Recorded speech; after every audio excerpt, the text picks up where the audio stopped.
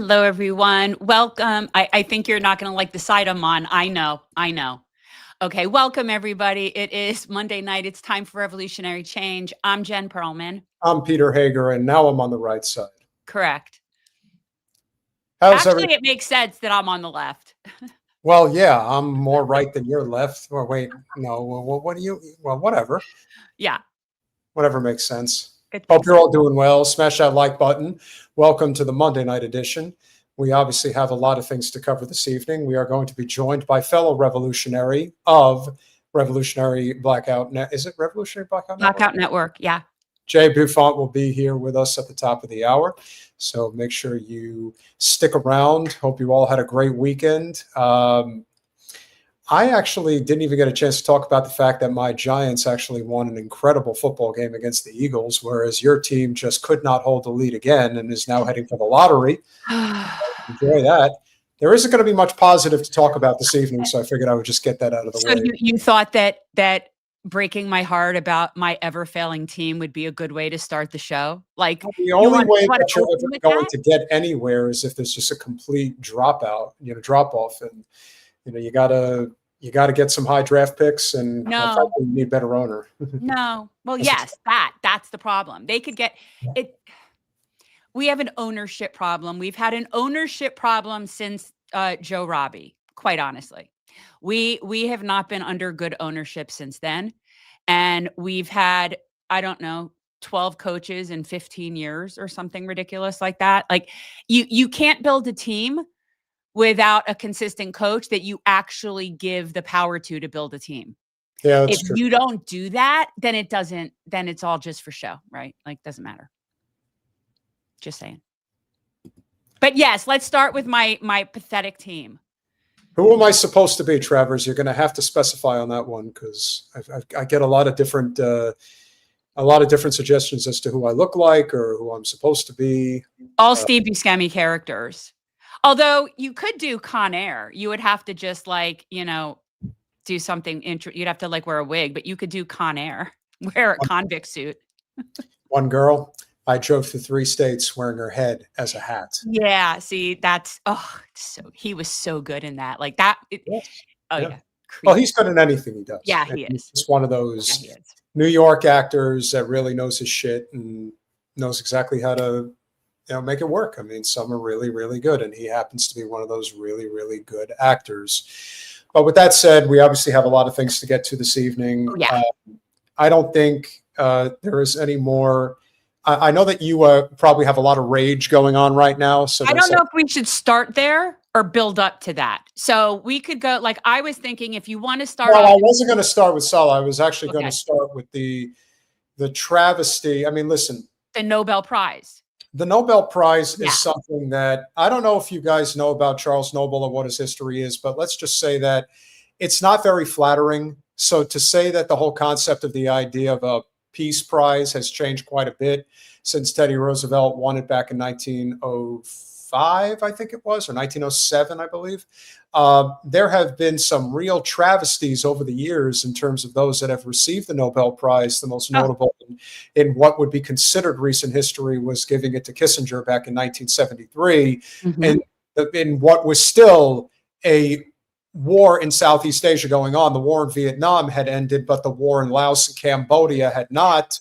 And what was done to those people is one of the greatest crimes against humanity that's ever been. And while, don't get me wrong, Johnson is worse than Nixon, there is no absolving the fact that what the Nixon administration did is no different than what the Trump administration has done to the Palestinian people. Now, the Biden administration is the Johnson administration. They started this. They couldn't end it. They didn't want to end it because they're all fucking war criminals. But now they end it. And now Trump is trying to do a victory lap, saying that I totally ended it. It's all over now. Everything's great. No, it's not. Oh, it's so far from over. We're just getting started. Like, this is so far from over. So for anybody that wants to know why the pro-Palestine people aren't celebrating, that's why. Yeah, I would say that that's a big part of it. Yeah, yeah, this is, and by the way, there is no ceasefire anyway. Israel has not stopped. They have not Well, we're gonna stopped, talk and they about left booby trapped. We'll get into it. yeah, we'll Again, you talk wanna go break for Nobel Peace Prize. but I think it's important to note here that for those that are not too familiar with Maria Corina Machado, they can't make this more obvious if they tried, that this is basically all about controlling the US Israel narrative. The whole concept of the hostages are released and now everything's fine and we're moving on. And by the way, we're going to put somebody, you're going to give them the Nobel Prize because our next venture in the world of global domination is going to be Venezuela. And why would we want to go into Venezuela? Well, we're going to get to that in a minute. Yeah. I mean, do we want to have like a back and forth, you and me, or do you want to do like a presentation on her?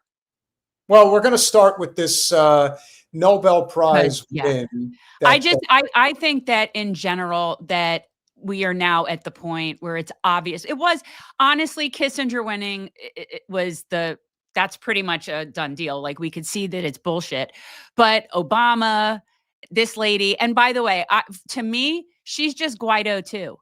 It doesn't matter. She's just Guaido too.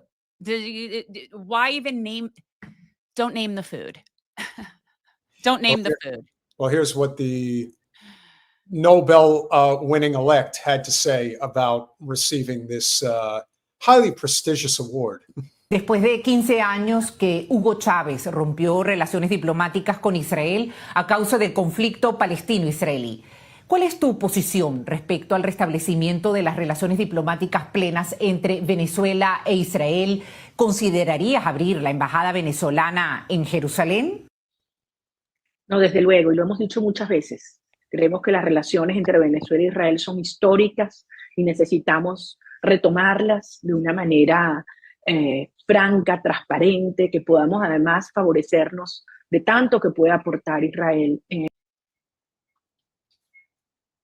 What can you benefit from so mightily from a Venezuela-Israel alliance?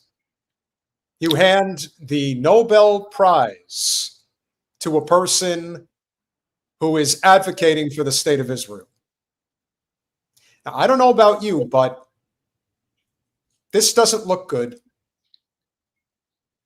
Your thoughts? Well, I think that this is, now 3 strikes you're out, right? So we know this is a joke. This award means nothing. I think they should stick to like physics and chemistry and economics and things that are quantifiable. But clearly this is just silly. This is silly. This is a person that is, again, it's Guaido too. Her job is to just create problems in Venezuela on behest of U.S. empire. That's her job. Now the problems. Now the dirty little secret that no one is talking about, which again is a reminder of how poorly our media conducts business. The biggest reason why Maria Corina Machado, winner, Nobel Prize. Let's just not call it the Peace Prize. Let's just call it the Nobel Prize. It's silly. It's just silly. It's just a political prize. The reason why she is winning this award, if you want to call it an award, is because 25%, the highest concentration of crude oil in the world, is under Venezuela's soil. The current legitimate president of Venezuela does not want to do business with us. Go figure. He would rather do business with non-hostile countries. And as a result, they are still trying to do regime change in Venezuela on behalf of Israel and the United States. The only reason why it hasn't fully taken effect yet is because Venezuela, and Maduro in particular, is backed up by both China and Russia. It's also important to note that Venezuela has more fair elections than we do here. So to say that the majority of people get their will met, it happens more there than here. So it's just that's why they've ultimately been unable to do this. Well, it's always about money and power. That shouldn't surprise anyone. But the Queen Bee has a few more things to say. No solamente en inversiones, en tecnología, en la gente. ¿Cuántos ciudadanos han tenido que dejar el país porque se han sentido perseguidos? La comunidad hebrea muy perseguida en Venezuela y los queremos de vuelta. They really are going to be the last to find out, aren't they? Nobody felt that way. I would like to see, this is one of those things like where you had people claiming that the college students, the Columbia students, the Jewish students felt unsafe, but yet I didn't hear any credible testimony from firsthand, like people saying that. It's the same as this. I would like to see the firsthand testimony of Jews that felt unsafe in Venezuela because they're Jews, mind you, and had to leave. I would like to see those. I will need to see testimony from those people to buy that story. That's just me.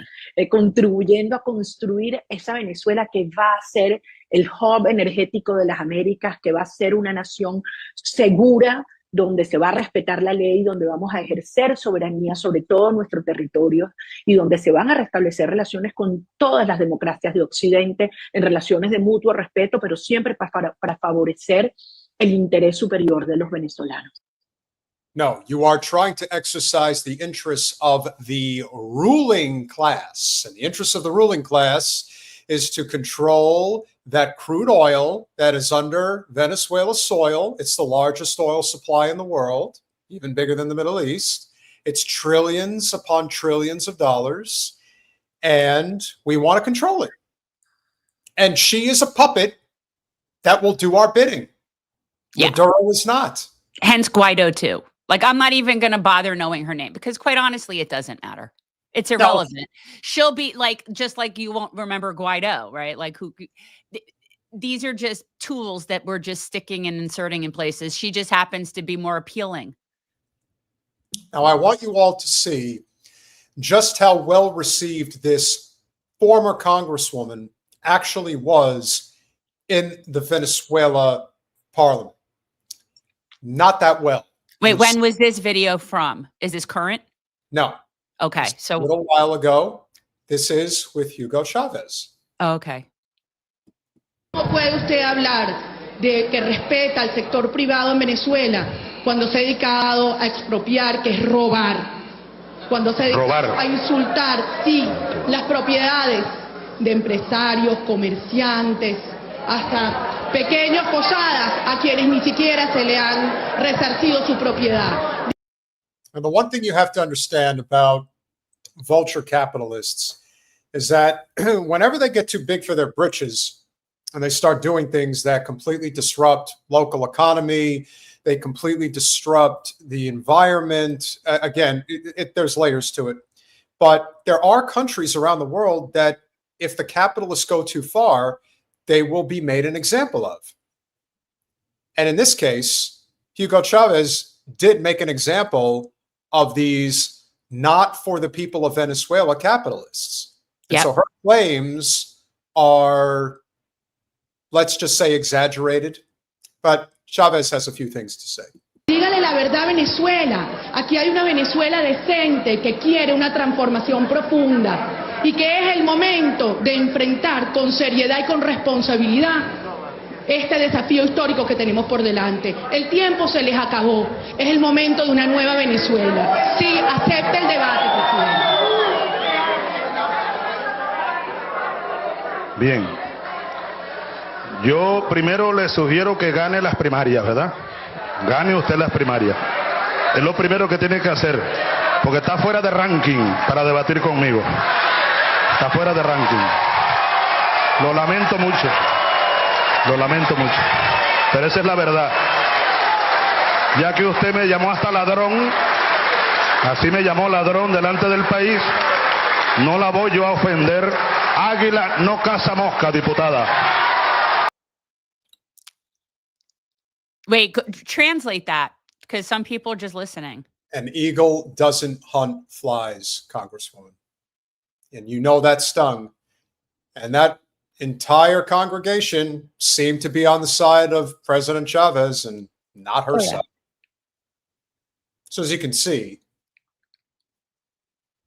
that was good. Manufacturing consent is a common practice in the United States. And the only reason why this lady is being given any amount of attention, again, when they announced that she had won the Nobel Prize, and again, we can call it the Nobel Prize. Stop calling it the Nobel Peace Prize. I think we should call it the Nobel Political Prize. Well, that's, yeah. It's completely political. It has nothing to do with, but here's the thing though. Peace, even just the concept of peace, is really a term of an oppressor, right? Because their concept of peace is just everybody piping down. That's peace. Peace is just everybody being quiet. That's not what is needed. What's needed is justice. And the problem is that the people that are sitting there and wanting peace think that they're going to get to that point without justice. Not going to happen.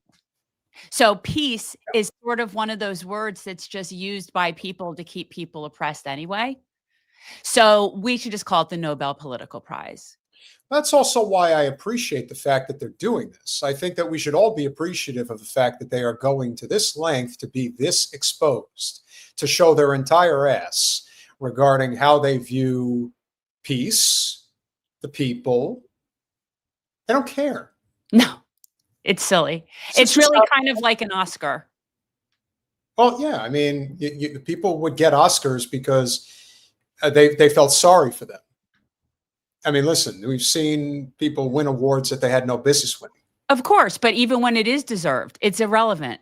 It's like so not important in the grand scheme of the universe. It's just people patting their own, basically their cronies on the back. It's just a way for elites to reward themselves. And this is just the political version of that. That's all it is. It doesn't have any meaning. It's not like people got to vote. So really, who cares? That's why it's a silly thing anyway. And I also have to say, you know, I'm not a socialist. I understand that there are going to be people that will say, well, it's Hugo Chavez, so who cares? But clearly the people there care. Clearly there are people that do. And again, the people of Venezuela, I think it might have even been Noam Chomsky who pointed out that Venezuela has actually some of the most honest elections in the world. Jimmy Carter.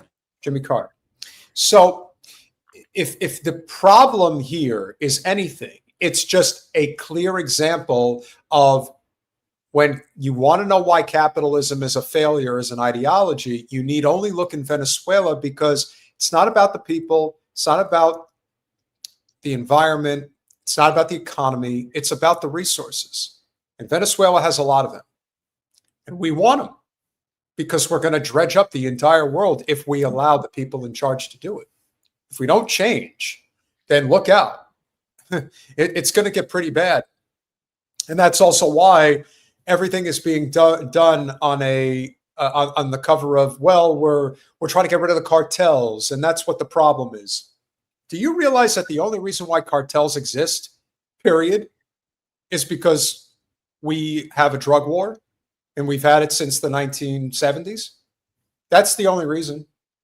Everything kind of started in earnest as a result of Vietnam, which I'm still convinced is the main reason we went into Southeast Asia in the first place, because of the opium and the poppy fields. That's it. Well, it's just we have to control the whole world. It's all ours. What's ours is ours. What's yours is ours. What's theirs is ours. It's all ours. And you're going to put this woman up for a Nobel Prize? Okay. No. Good. Well, that's the thing. I mean, maybe we should just all not pay attention to the Nobel Prize anymore. I don't think anybody does, because I think this all runs deep into the bigger problem here, which is there is no ceasefire. There is no end to what just happened. Trump's going to take his victory lap like he really did something significant. They're all going to try to sweep everything that just happened under the rug. They're going to pretend that there was not a mass genocide for 2 years that is without question still going on. They are still mass killing tons of people. And I don't know if I necessarily wanted to start from the front or the end, but what I will say, and I know that this was a video that was very important to you, So journalists, and again, both Yeah. Jen and I have experience in journalism. This is a very important position for us. It's deeply rooted in the First Amendment of the Constitution, the right to the freedom of the press, which, of course, in the genocidal fake state of Israel does not exist. And for anybody who was questioning whether there would actually be a ceasefire that would be followed, there isn't. It's already been broken. And that, of course, is a result of the assassination of the latest journalist, now topping at 278 in the last 2 years that have been assassinated in Gaza. And this happens to be Saleh Al Jafarawi. And No, that's not right. This is why just Saleh Faraji. Farawi. No, there's Al Jafarawi. there's a J in there somewhere. But anyhow, Yeah. You know, I did a post and I was making sure that I did it right. So, but this to me is another one of those pivotal moments in this Holocaust that is going to stand out, particularly because of why and how this happened and when this happened. And it is such a testament to the absolute pigs that the Zio state are, truthfully. yes. Like these are the most evil people that are on the planet right now. And this to me is one of those stories that is just so symbolic of that. And plus, this was somebody that I've been watching for 2 years. Yeah, this is right up there with Shafir and a few others. But the way you say his name is Saleh Al Jafarawi. That's how you say that.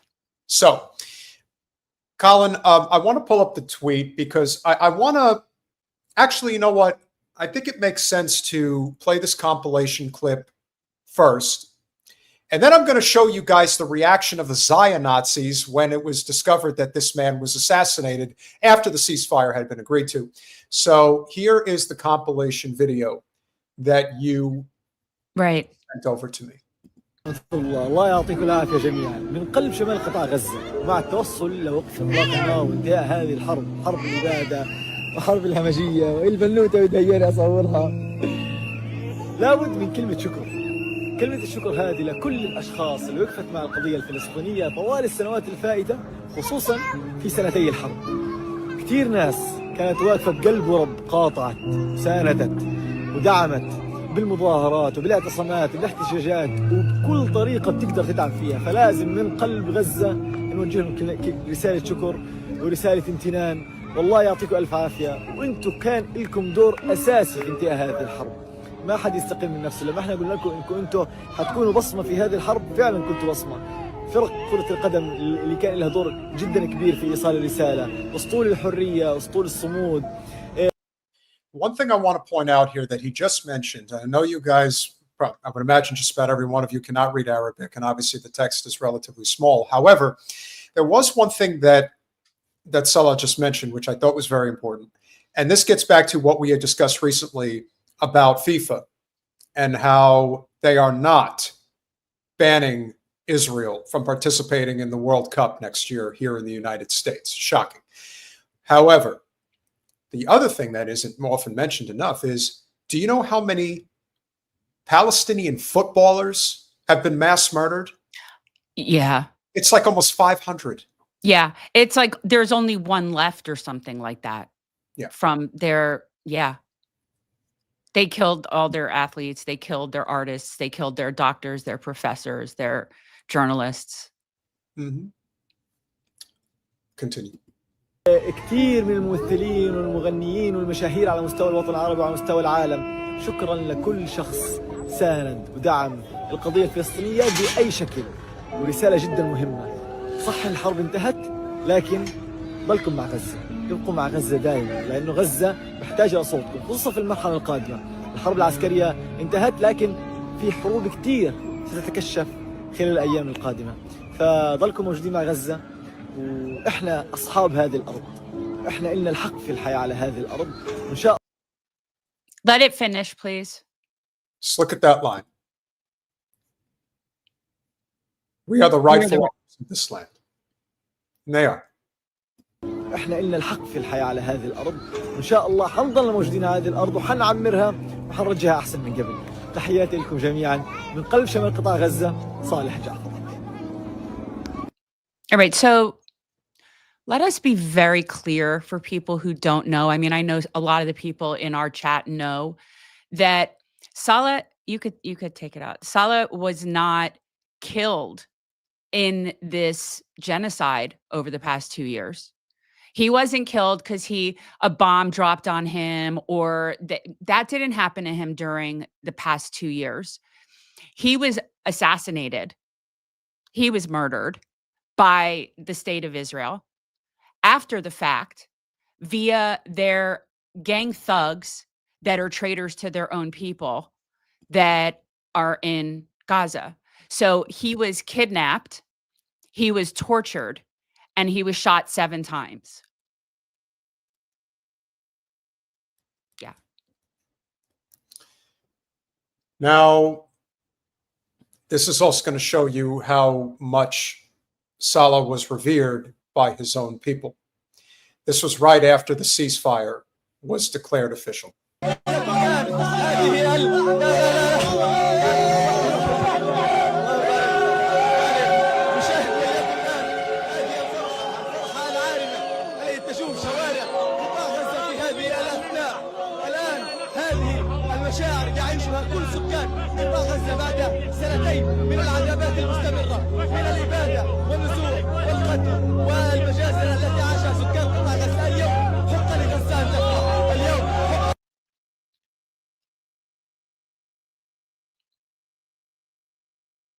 They saw them celebrating.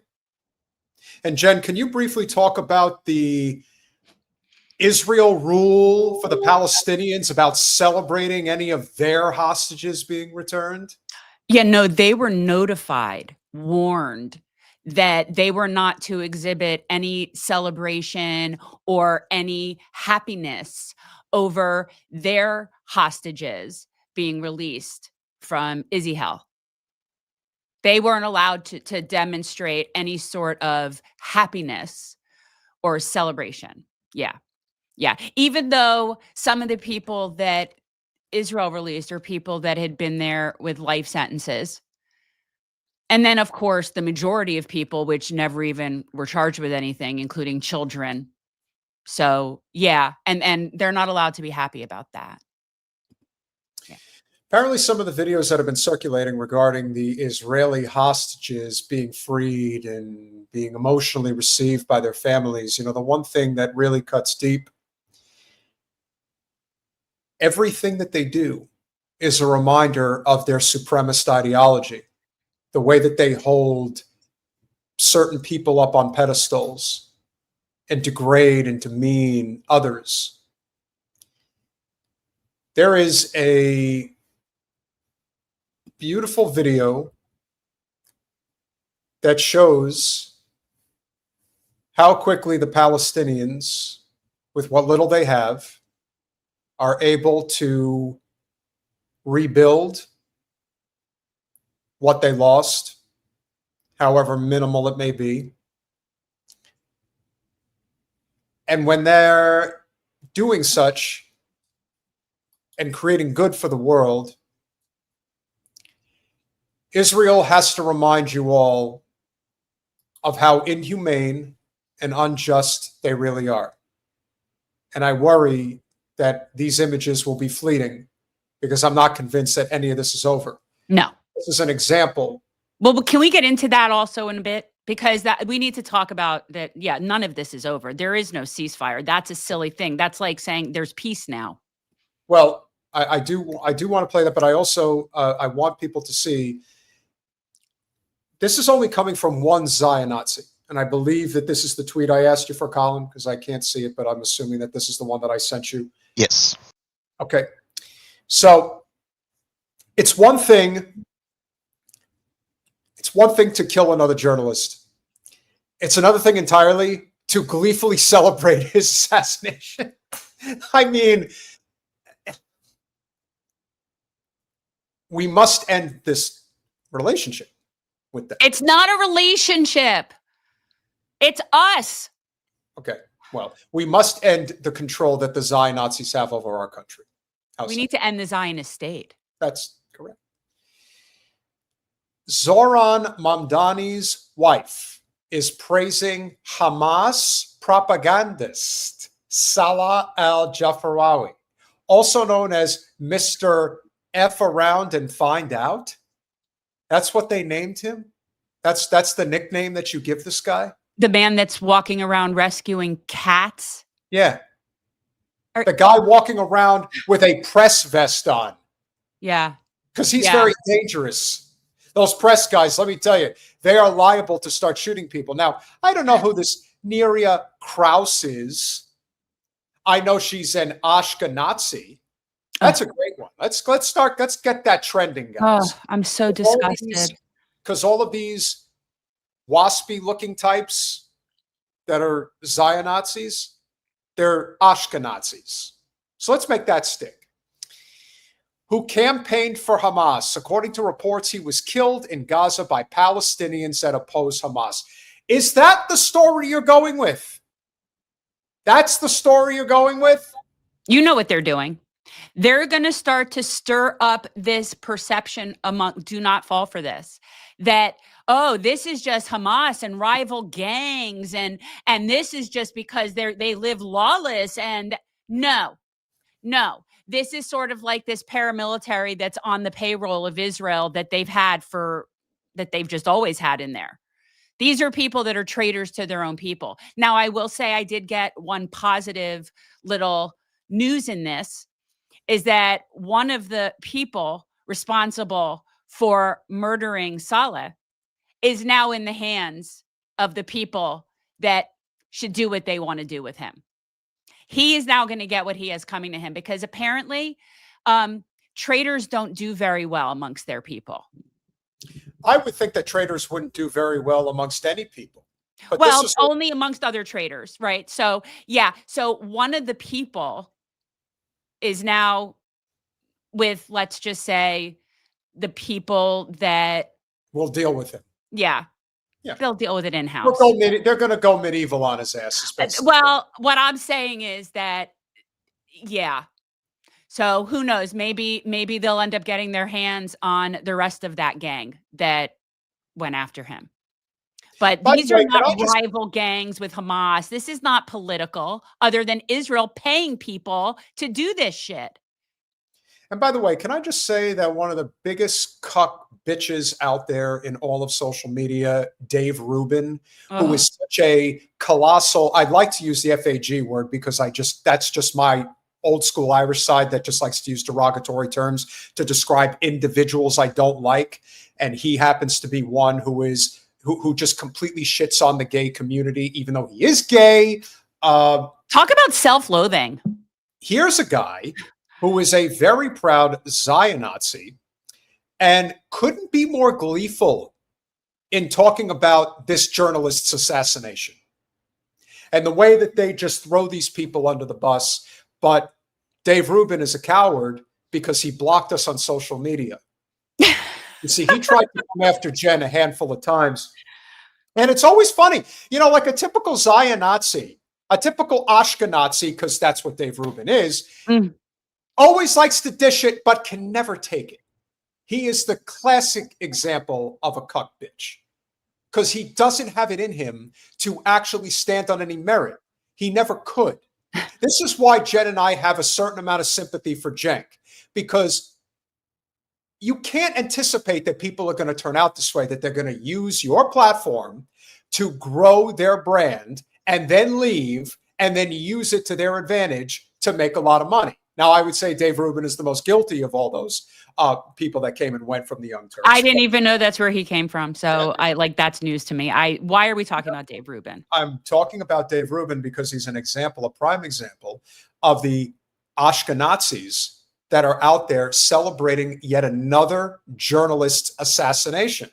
Yes, they got their talking points.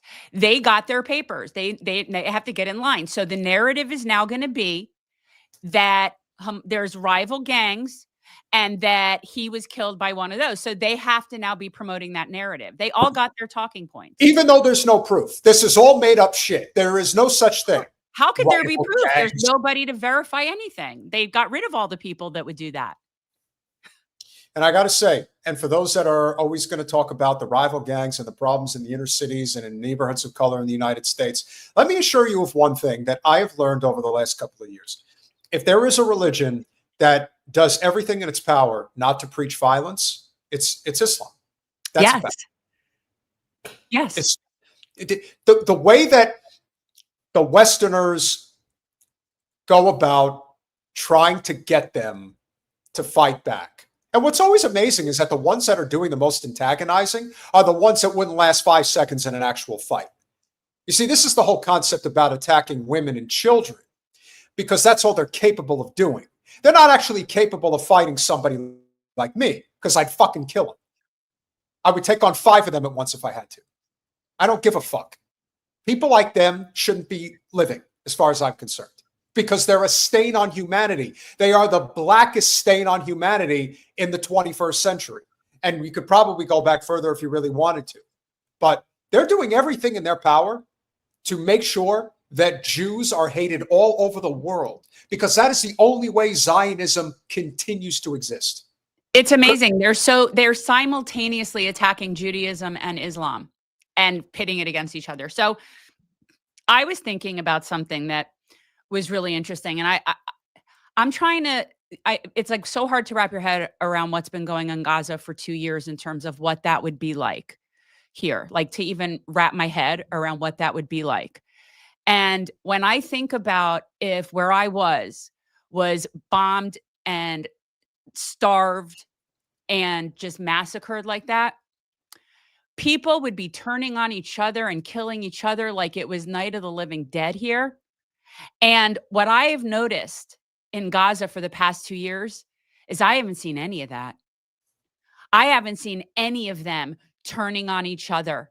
I haven't seen any of them fighting with each other. And I'm sure it's happened. But I noticed that, and especially regarding the men that I've seen in Gaza, these are people that have such grace and dignity and resilience in a situation where I am telling you that the people where I live would already be like cannibalizing each other. Yeah. Okay. Like the level of civilization in terms of grace and like morality they're at a whole other level than us. They are. And I haven't seen anything in any way, shape, or form in 2 years at them being violent against each other that I know we would see here. So I don't know why the Muslims are painted as violent when it's the complete opposite. It's not even like, it's just not, it's stupid. This is their culture, and this is why they're special.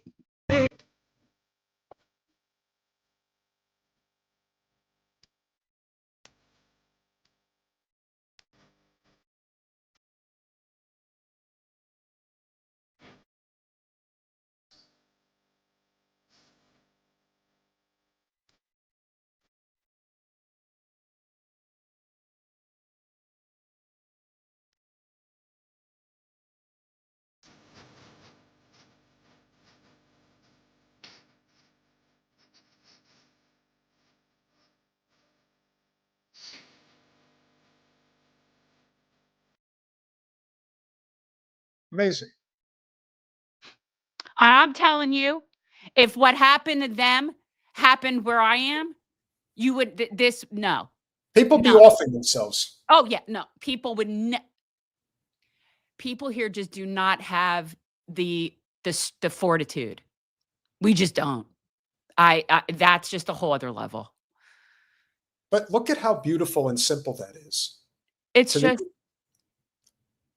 that's the thing is, and Israel knows this. They know, the people at the top, that the worst thing that you can do to like Palestinians is take away their dignity. And it's like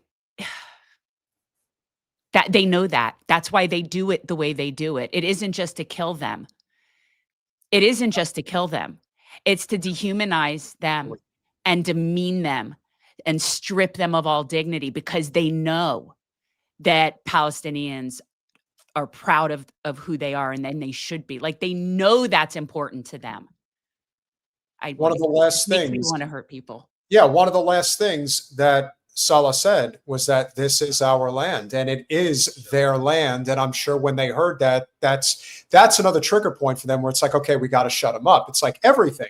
You have to shut up everybody. Anybody who speaks out or speaks up is going to get what they have coming. But I'm telling you, nothing is going to cut them deeper than seeing this. Which is why it's not over. It's not over, but yet they go right in and they say, we will rebuild. We will rebuild. Not you, Jared Kushner. You're going to want to check out that clip after the live stream tonight that's going to drop. No, this is not, this will never, this is why they're going to have to kill them all. Because as long as a Palestinian is alive and breathing, there will be no westernization of Gaza.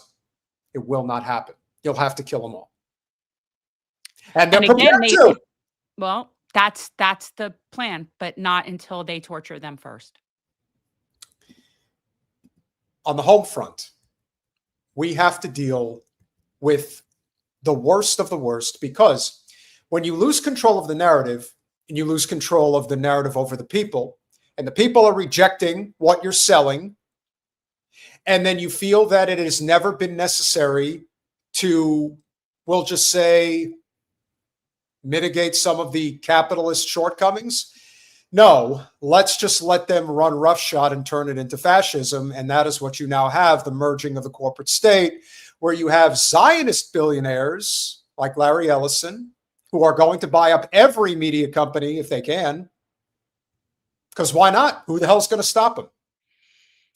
He buys up CBS News, and he gives the keys not just to his Nepo baby son, who looks like a bitch himself, who never got his ass properly kicked. Yeah, that's a big common denominator here. A lot of these people have never been properly shoved in a locker. You know, guys, we have almost 300. We had almost 400 people watching, but only 219 have hit the like button. If you would be so inclined, please smash it. It would really go a long way to helping this get out to as many people as possible. We'd really appreciate it. I mention this because you give it to the Nepo baby son, and the Nepo baby son, at your directive, decides to hire, of all people, Bari Weiss to run your news organization. CBS News is one of the two oldest news organizations in the United States. It's CBS and NBC. Those are the two oldest in our nation's history. And so, well, she'll run it into the ground. But it is anyway, like, the trajectory for those things is really, it's not good. It's sort of like the Democratic Party. It's just going to wither away. The only people that really watch that media is boomers. CBS Sunday Morning was the first official program that Bari Weiss oversaw in terms of the production. Who were the first four guests that they decided to have? Oh, this was ripe. Sunday morning. This is ripe. Well, here's your, no pun intended, murderer's row. So this would be, this might be the time for a hit. This could be, that could be the hit list. Let's do it. All right. Just saying, this could be that. And if somebody's going to, get on that list, these four are top contenders. These are every one of these people that are on this panel should be in The Hague. Now, of course, it's absurd. We cannot emphasize enough the importance in high society of bipartisanship. So if you're going to have one war criminal, you have to have one from one side of the aisle and one from the other side of the aisle. Oh, and honestly, I think they had two of each.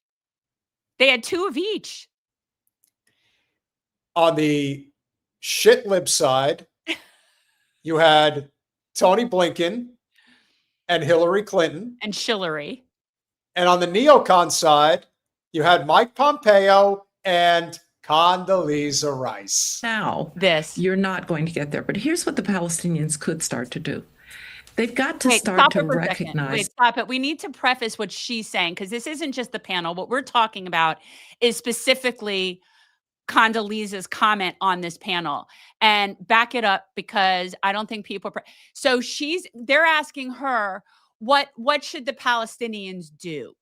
Like, this is her advice to the Palestinians following 2 years of a Holocaust. Okay. Well, she knows what's best. Yeah, I but mean, back after it up all, and start it over. Yeah. For now, you're not going to get there. But here's what the Palestinians could start to do.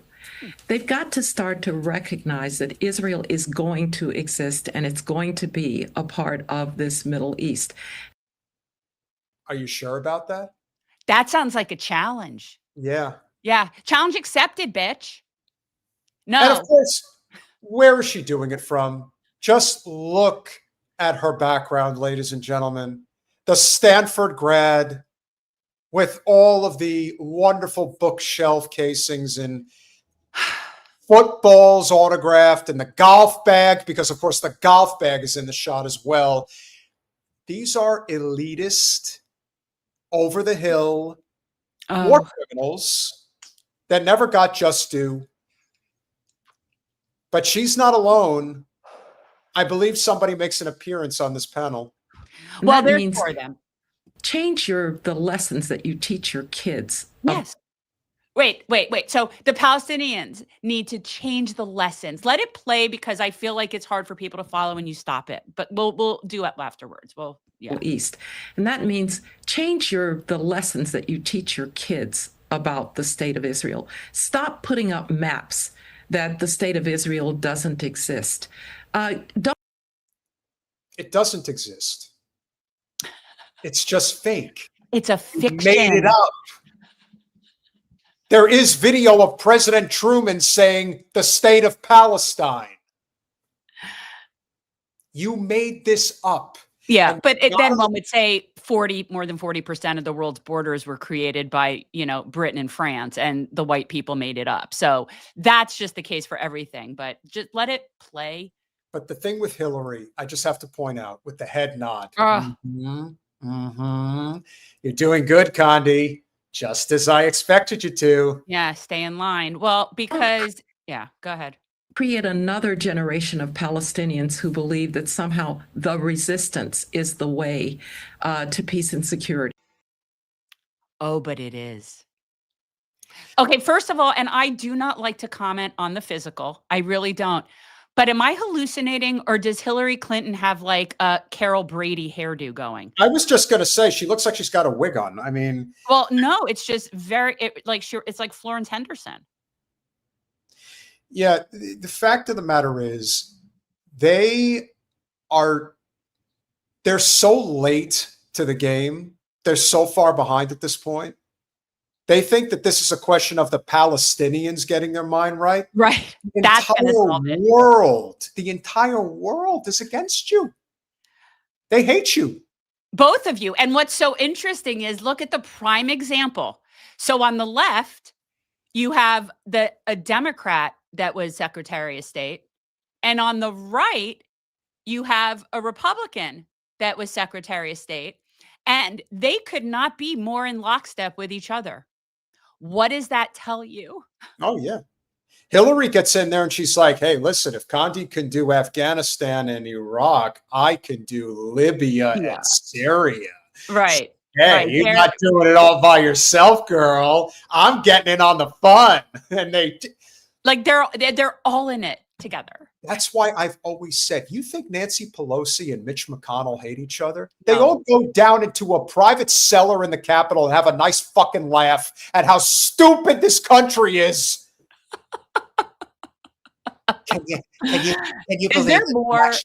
Can you actually believe they didn't think that we actually? Oh, I can't believe it. Is there more to the war criminal brigade here?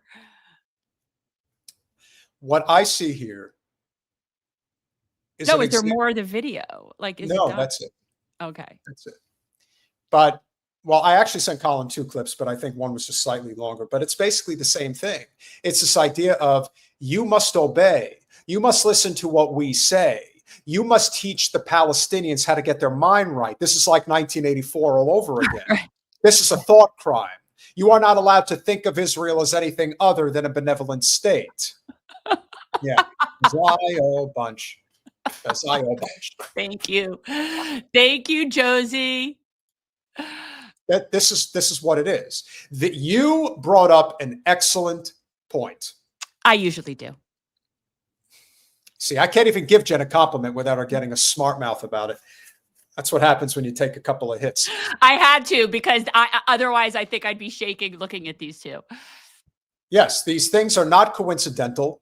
They're very incestuous in many ways, much like Ivanka Trump married to Jared Kushner. They all know each other. They're all in the same club. It's a small club, and you're not invited, despite what Carlin said. He says it's a big club. No, it's not. But it is an exclusive one. Hillary is just morphing into more of the fool that she's always been, kind of like Wasserman Schultz. They have a very similar trajectory in that regard. But I bring this up, ladies and gentlemen, for this point. These were the back-to-back secretaries of state. Mm-hmm.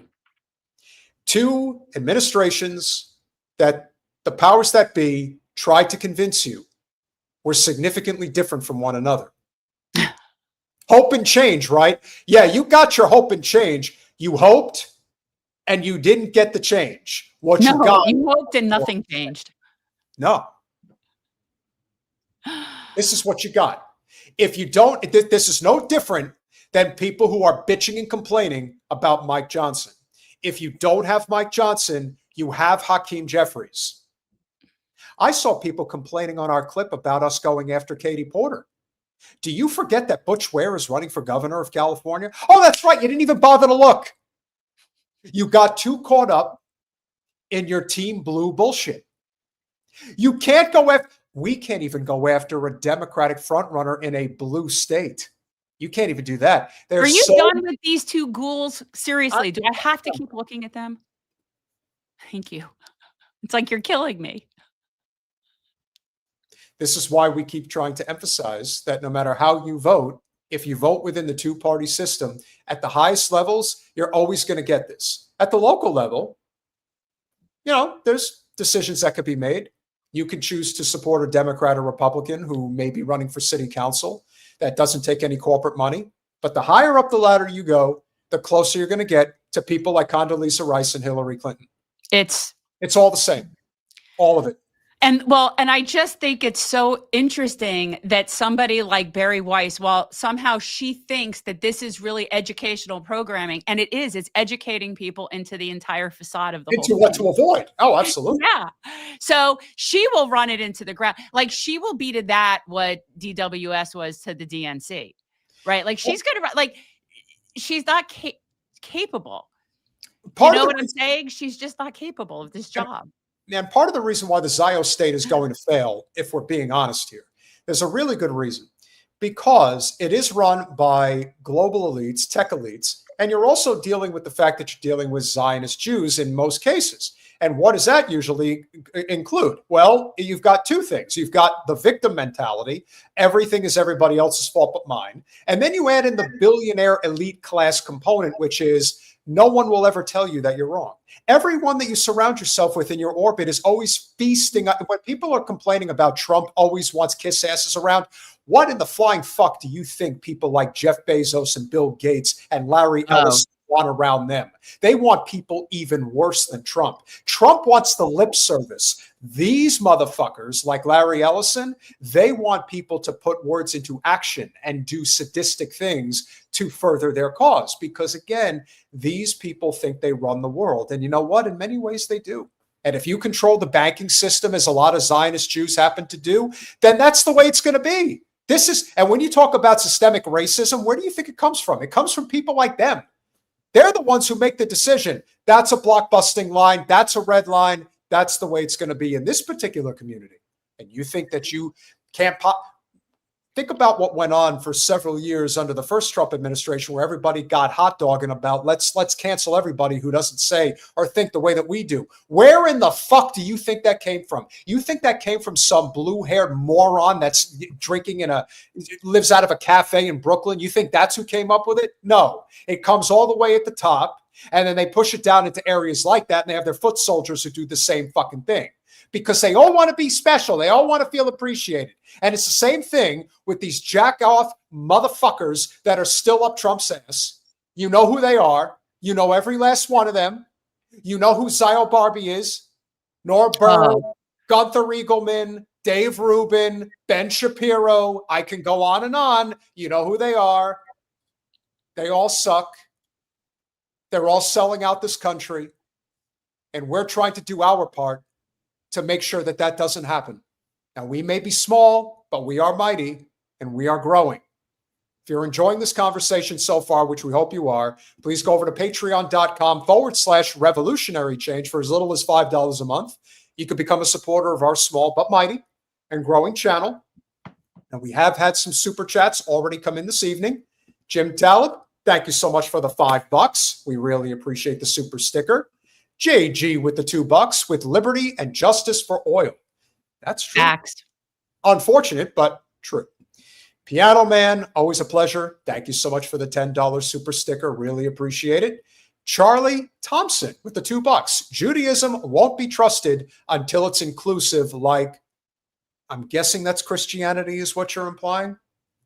I don't think, listen, I know what you're trying to say, and I can assure you that there's a reason why you have the Catholic Church and then a whole bunch of Protestant denominations. I wouldn't say that that's inclusive. I would say that that's separate but equal, maybe to some degree. Religion does more harm than it does good. I have said this to a friend of the show. I'll say this to the audience. Fear God, love Jesus, fuck religion. If you live by those principles, I think there's a good chance that you might actually get somewhere in life and not have to live in constant fear. I think that would be a good way to go. Jamie Salmiak.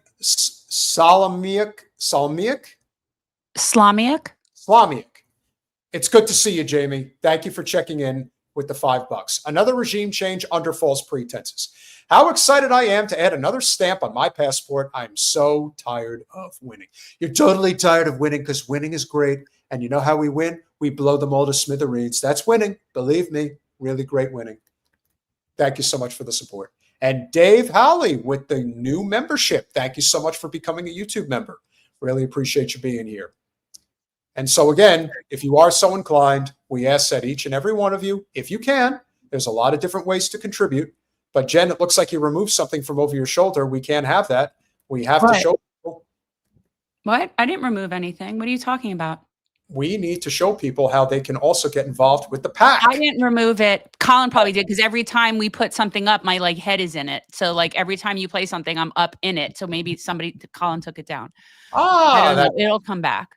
But Colin? I would can I say something? Can I say something? There it is. We've got a lot of comments lately about people not liking that I interrupt you. And I just want people to notice that if I don't do that, I don't even I won't necessarily even be part of the conversation. And Peter will be 3 topics ahead. And if there was something I wanted to say, about it's gone. It's gone. So just give a little grace. I don't know if you've been watching. I've just been saying here, he could just, So just, don't be so mean about me interrupting. If I don't, there wouldn't be a point for me to sit here. That's not true. Well, you honestly, you've been going for a while now. I was just doing super chats. No, before that, long before that. Go on. Do super chats. Thank you, Mark, for the $3. Clinton Rice, ghouls from hell made to look human.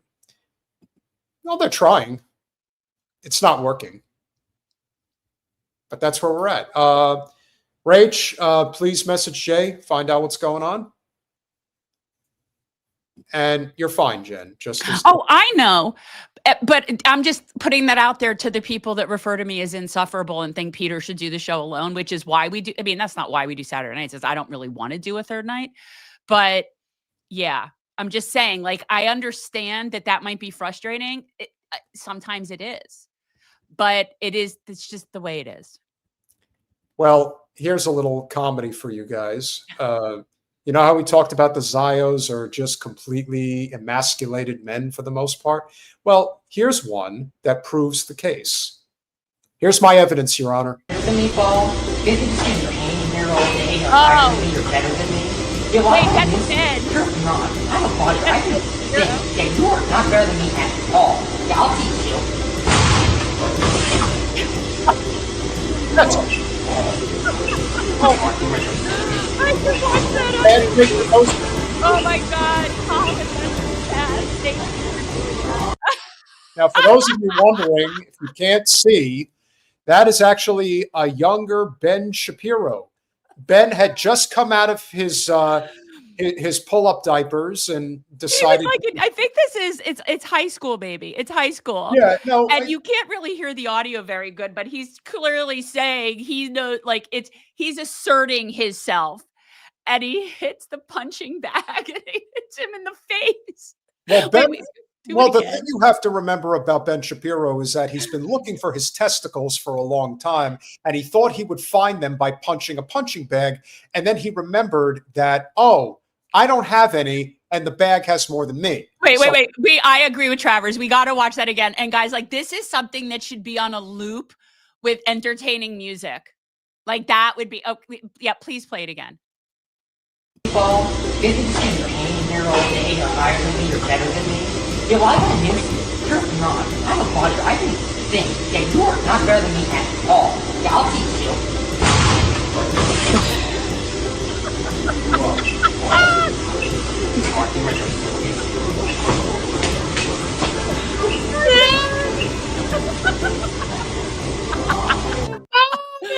Oh my God. Okay, so seriously, that needs to be put in our media assets. Colin, because we're going to need to pull that out whenever, like, if something is dark, because that will liven the mood every time. That is so friggin' funny. Oh, I love that so much. I already did. It's over there on the right. Thank you, Colin. It's so good. Listen, I gave it the best. I punched that bag so hard it had to retaliate. That's the only reason that happened. Did you see how hard I hit that bag? And then he came back and he broke my nose. So funny. He probably sued. I totally sued that bag. Well, okay. You see, this is why when you do shit like this, that I sent you that video about the most Jewish man in the world. Can I get Colin? I think it's obnoxious, but whatever. It's not as funny as Jacob Berger at the table with all the Muslims. That was so funny. Anna Kasparian catching shit because she was rubbing her. Can we talk about that for a second without really getting into it? Because, like, this is not something we plan to talk about. I generally don't want to talk about other content creators. And I have definitely said shit and given shit about her in the past for, I think, well-deserved reasons that are generally substantive. But I do not for a second think that Anna Kasparian has a problem with Jewish people. I don't think she was mocking Jewish people. I think she was mocking Zio Holocaust lords and oligarchs that are controlling everything.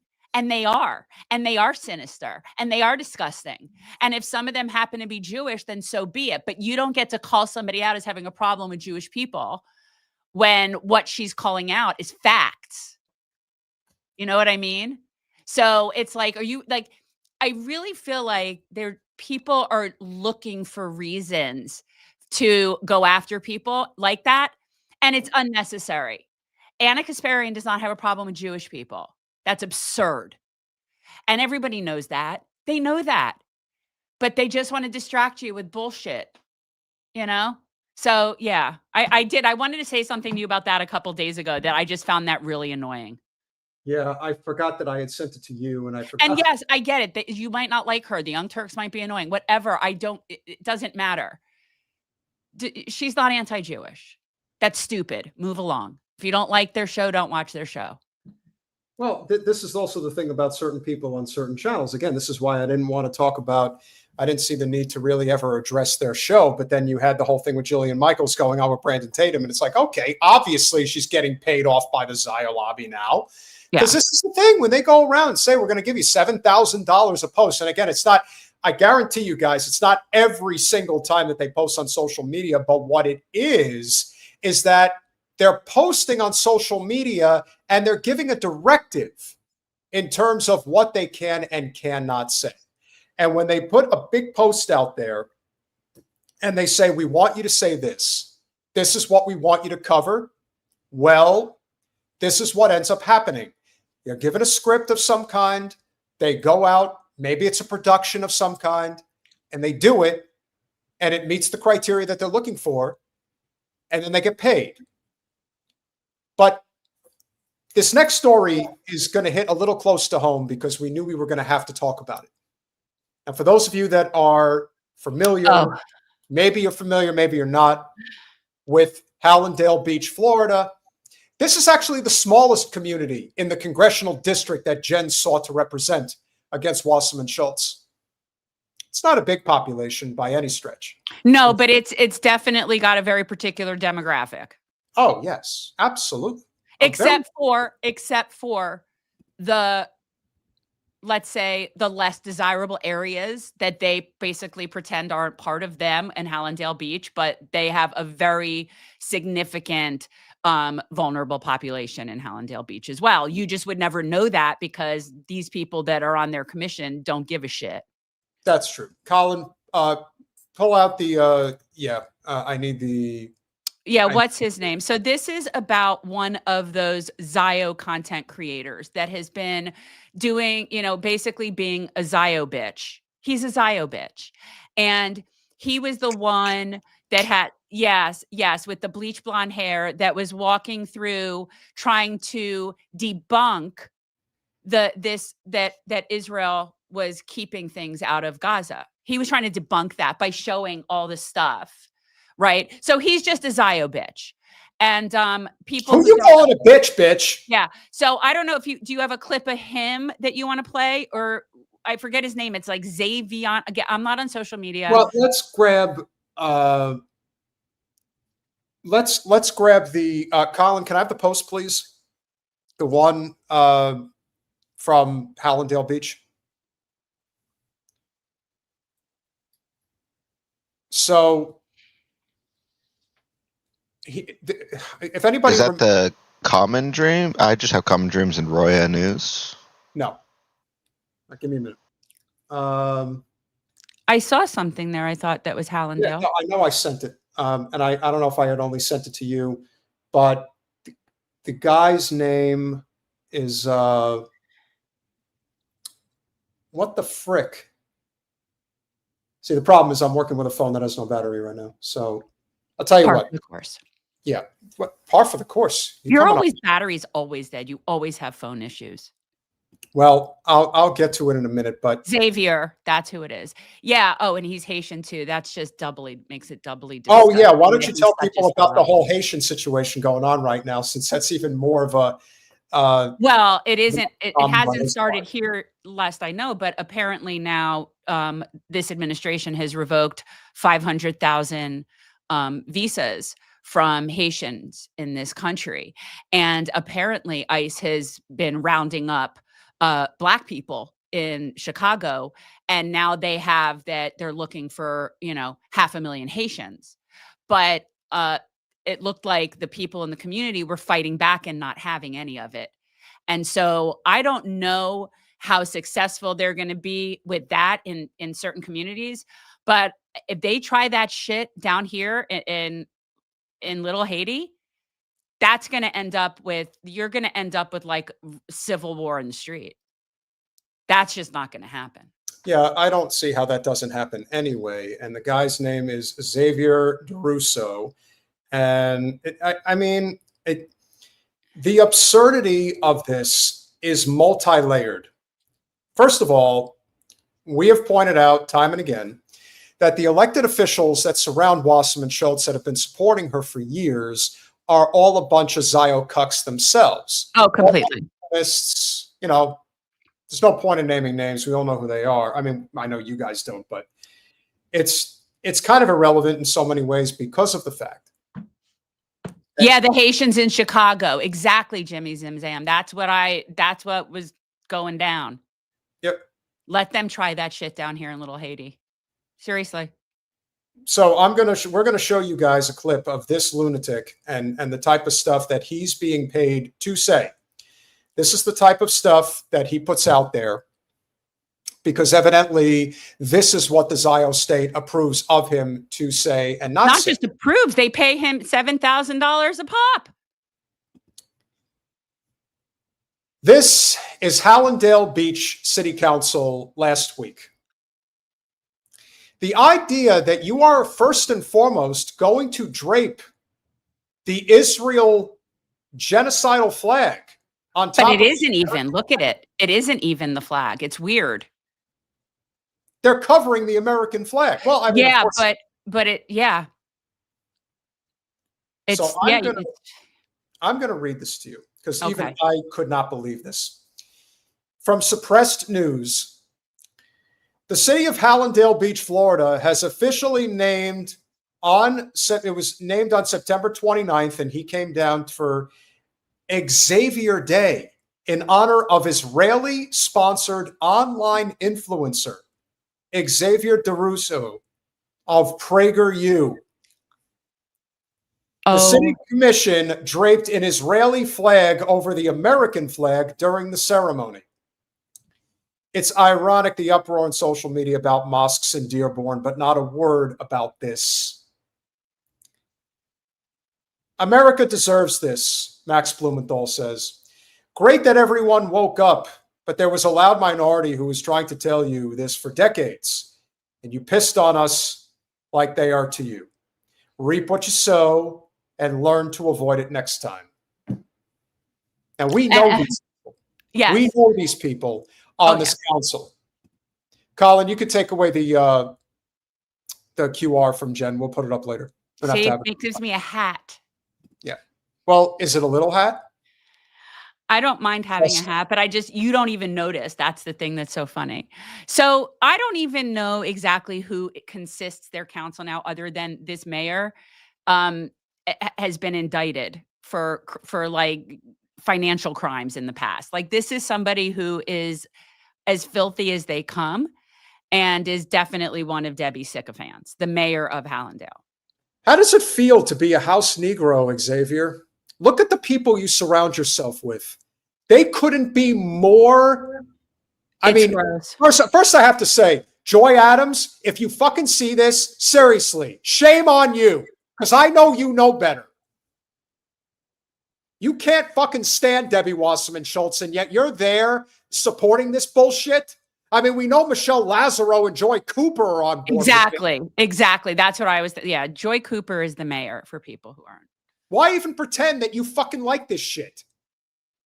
And I know I know Joy Adams is a Christian, so I mean, to even have she to could be a Christian, Zio. Who the hell knows? But the point is, this is what the constituents of this district. This is what they are. They like this stuff. That's why Debbie sits where Debbie sits, like, for people who are interested. But honestly, I mean, I'm evacuating. I recommend people south of Lake Okeechobee consider evacuating in the next 10 years. That's between them and them. But these people here, honestly, they're getting what they deserve. I feel bad for the other people, but oh my God. Andre, I can't even imagine. I mean, he's doing it for the money. I got to make my nut. That's what it's about. This is all about getting paid. If there is one thing that is crystal clear here, that this is all about money. This is not about anything else. But listen, it's one thing to be a Zio scum sucker for the cash, be a corporate whore, which is exactly what Xander is. I mean, excuse me. Xavier, but he's Haitian. It's so much worse. Even still, throw all of that aside. What in the fuck is this city council doing? Yeah, why is this a thing, right? Because they got their marching orders. They had to do a thing. But what people need to understand is that Haitian people, for the most part, at least Haitian people that I know, they stand with the oppressed because they are the oppressed. They're the Yemen of this hemisphere. So the Haitian people, they're with Palestine. They're with Palestine. So this guy should be a pariah in that community. Honestly, I know that she has to keep a low profile right now for obvious reasons, but Sheila Sherfulis McCormick, you really should be making a statement about this. I haven't seen her talking about Haitian people being rounded up off the streets. Well, she should mention that in conjunction with this. Oh, you think this guy is This is just stupid. And beyond stupid. But here's the rub. If you think this is bad, it's one thing to be, we'll just say, sorry for my crude humor, sucking off Israel.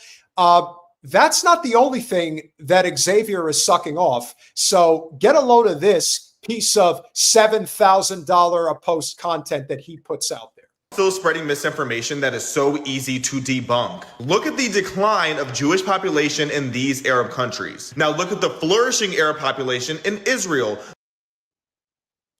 He's really there. Really?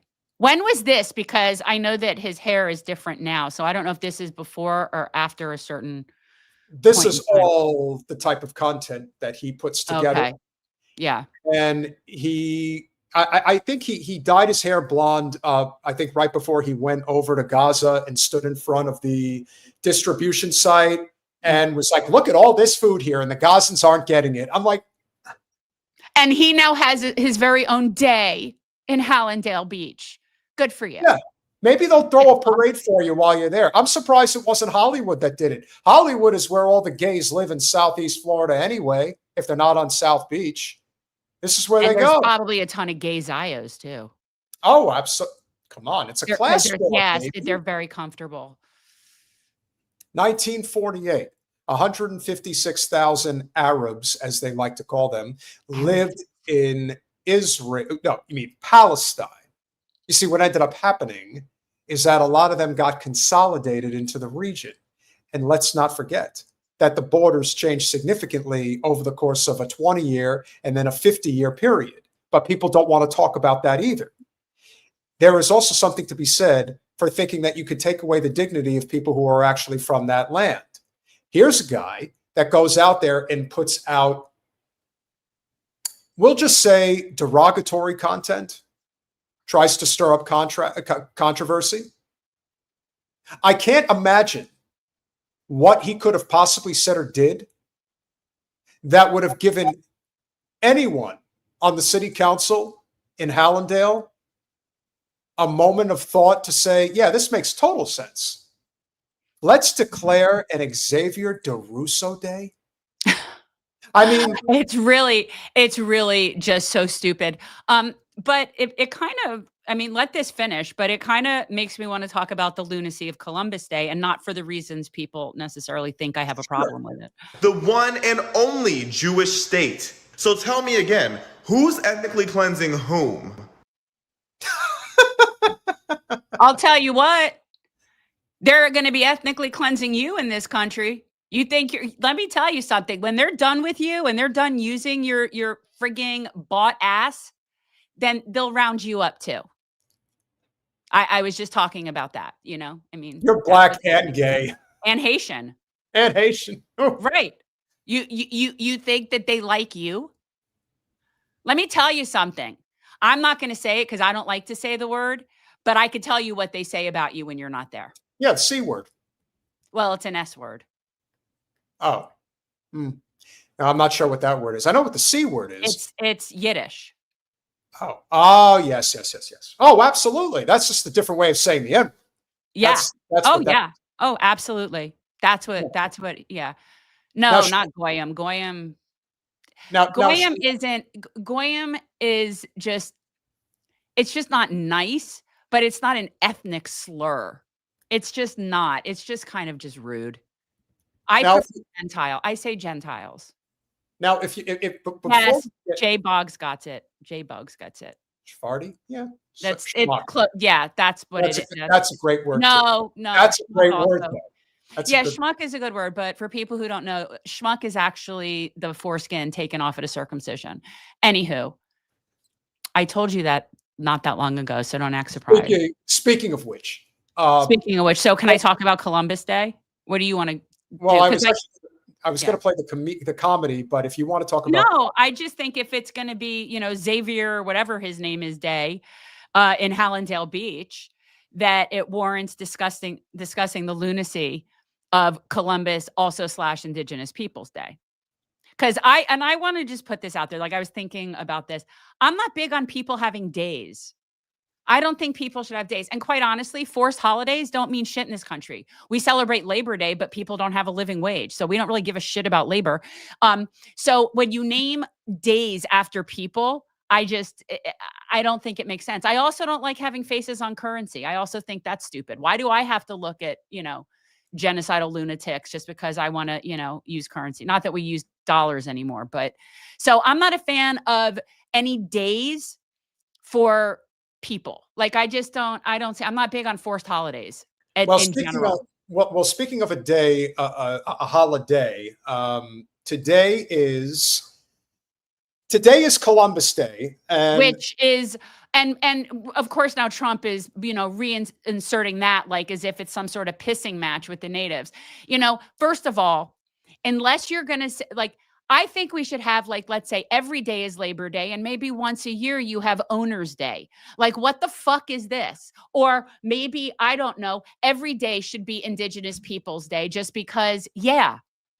Like, why do we, I find, and the fact that people want to celebrate a particularly psychotic person who was his governorship was taken away by the people that committed a genocide in Spain because he was just too much for them.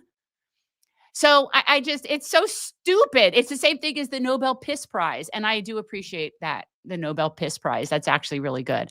It's the same thing as that. It just doesn't have any meaning. Here's a little history lesson regarding Columbus. Oh, are you playing the History Wizard? Hey, hi, hello, and welcome back to class. I'm the History Wizard, and I have a master's degree in Holocaust and Genocide Studies. No matter what the current administration tries to tell you, tomorrow is Indigenous Peoples Day. Literally the only reason to want to celebrate Christopher Columbus is white supremacy. He was a genocidal slaver of such abject brutality that Ferdinand and Isabella, the monarchs responsible for the Spanish Inquisition, decided that he had gone too far, had him stripped of his governorship and brought back to Spain to face trial and imprisonment. Also, he might have or might not have fucked humanity. Let him finish, because it's good. But he definitely thought about it and wrote about it in his diary. And I'm not one to kink shame, but it's kind of weird that you want to celebrate a guy like that. Anyway, have a day. I love the History Wizard. I forwarded you that. I love this guy. He's great. He does have gingivitis, but we won't curse him. He's adorable. But it's the delivery. I love his delivery. Yes. It's just very matter of fact. Yeah, I think he's great. I'm a very big fan of the History Wizard. If you guys are not following the History Wizard on Instagram, I highly recommend. The type of things that Columbus did, including trafficking children, among other things, rape, pillage, murder. He did it all on a scale that I don't think anyone can still wrap their head around. The heads of the Spanish Inquisition said he did too much. Right. Like, he was not a product of his time. And why do the Italians, why do you want to claim him so much? It makes no sense to me. I don't see them going on and on about loving like Mussolini. I don't see them going on and like, what is your deal with him? There are so many brilliant, better Italians in history to celebrate. Oh my God. There's so many, like, I don't understand. Like philosophers, scientists, artists, like, really? That's who these people want to stand up and fight about having a day for? You've got the best. And we already know he didn't discover America. You can't discover something that people already live on, where people already live. You could just show up like a friggin' colonial settler immigrant. Let me assure you, we were taught that in school, though. I know, the Nina, the Pinta, and the Santa Maria. You cannot discover something where there's already people. That's not a discovery. It's a migration. No, it's discrimination. It's We're a talking it's a about Columbus. colonial, barbaric, like it's so. It's a Oh my slur God. against the Italians. It's a slur against Italian people. I just don't know why the Italian people want that one so much. Like, really, you've got Francesca Albanese would be more worthy of a day than Christopher Columbus. So that just is somebody that just came to mind. Honestly, there's a lot of, you've got way better Italians. Yes, and again, there is a significant difference, this has been pointed out many a times before, between Italians and Italian Americans. Absolutely. Huge difference. Let me tell you, you're not going to go to Italy. You're not even going to go to Sicily and see a whole bunch of them walking around with Figaro chains and a big fat cross around their neck. That's not a practice that's common in Italy. No. In the United States, it's a common practice, especially where I come from in New Jersey. That is common behavior. Now, why they feel that that is what defines them, there's a lot of things that people are either proud of or ashamed of, but Columbus Day is one of those things where I don't get it. It is Indigenous Peoples Day. Every day should be Indigenous Peoples Day. They shouldn't have to have a day. And in fact, the reason people have to have days is because you generally treat them like shit, but we'll give you a day. Well, maybe we'll give you a month. We'll have Pride Month. We'll have whatever it is. Why do we need to have things like that if you don't mistreat people? That's a really good point. The point. So frustrating. This is the whole point about why we're so adamant against Zionism, because the whole concept is about dehumanization, erasure of history. And that's essentially why it's so popular here in the States, because we have we're good at that. Oh, yeah. We habitually abuse that of so many people. And you know who is a huge perpetrator of distorting history? That would be PragerU. Oh, that is. Oh, talk about history distortion. Now, if you guys don't know this, Dennis Prager, one of the biggest cocksuckers walking the earth today, that guy is paralyzed. He is basically up in a hospital bed and has been for quite a while because he basically broke his back. And I got to tell you, the karmic alignment of the universe sometimes comes through.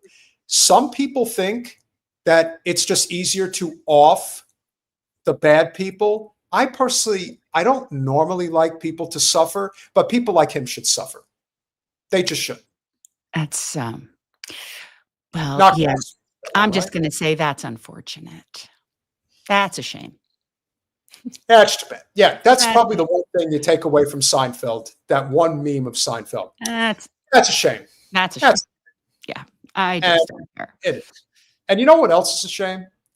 What else is a shame is that now people are really starting to wake up to what the Israel lobby is all about. And America First in particular is a movement that wants no part of dealing with the Israel lobby. And the people who run the Israel lobby, led by AIPAC, are getting a little concerned that maybe their narrative is not sticking the way that it once did. Oh, so are we talking about, I don't know if some of you have been blessed to be able to watch the AI creation that is AIPAC's rebranding ad. Hey. That they're going to try to sell themselves. AIPAC's going to explain to you who they really are. Now, don't worry, guys, because if this ad gets good reviews from the people they care about, they're going to probably run it at the Super Bowl. They would do something like that. They would run a 90-second ad at the Super Bowl. Absolutely. Absolutely. So, let them throw their money away. Throw your money away. This is lighting money on fire if there ever was. Have you reacted to this yet by any chance? I gave a few videos to Jackson earlier for him to choose from, and I did mention that they're not fooling anybody. Nobody's buying this. And it's really just a matter of they have a lot of money, and they got to spend their money, and they got to pretend, they got to be trying to do something. They've lost complete control of the narrative. They're buying up all the media, trying to figure out what to do. They're going to now put out some ridiculous AI video. And the thing about it is, on the pro-Palestine side, we don't need AI. actual video footage and documentation of what's going on. So they need AI because what they're selling you isn't real. See, that's the problem. The irony of having to do a fake ad to try to sell your fake genocide. It is so not working. Yeah. AIPAC. Today, AIPAC. On Capitol Hill, AIPAC. AIPAC. You may have heard our name, but how much do you really know about AIPAC? Quite a bit, actually. AIPAC is an American organization that works to strengthen the U.S.-Israel relationship. That's correct. Let it play, please, because it's going to be hard to do it like that. Let it play. This partnership advances America's interests and democratic values and helps keep Israel safe. Our 5 million members are U.S. citizens, Democrats and Republicans from every part of the country who urge. All right, so let's just. It's so AI. It's ridiculous. Like this is really, and it's not even good AI. It's not even a question of it being AI. It's a question of what is the message here. The message here is to basically say we're in control at all times. We are not letting go under any circumstances. Thanks, Jen. You know, it's true because it makes it hard. And I'm trying to tell you to let it play and then we can discuss or whatever, but you stop it so much. It's hard. And then people can't. No, and I don't appreciate you highlighting that. I think that's actually very rude. All right, don't do that. Okay. So I'm trying to make a point here. They are basically trying to show you that they are, this is not about trying to convince you of anything that you don't already know. What they're doing here is telling you that you can't go anywhere. You can't go to the left. You can't go to the right. You can't go blue. You can't go red. You're fucked either way. And you want to go third party? Good luck, because we'll do everything in our power to make sure that that can't go anywhere. And that's it. This isn't about, oh, we're going to rebrand and sell ourselves. Yeah, they're going to try, but they already know what the score is. You can't rebrand a genocidal state and the people who fund it. $5 million? I just think they're blowing smoke up their donors' asses. They're just there to do it. This isn't reaching anybody, and it's also not scaring anybody.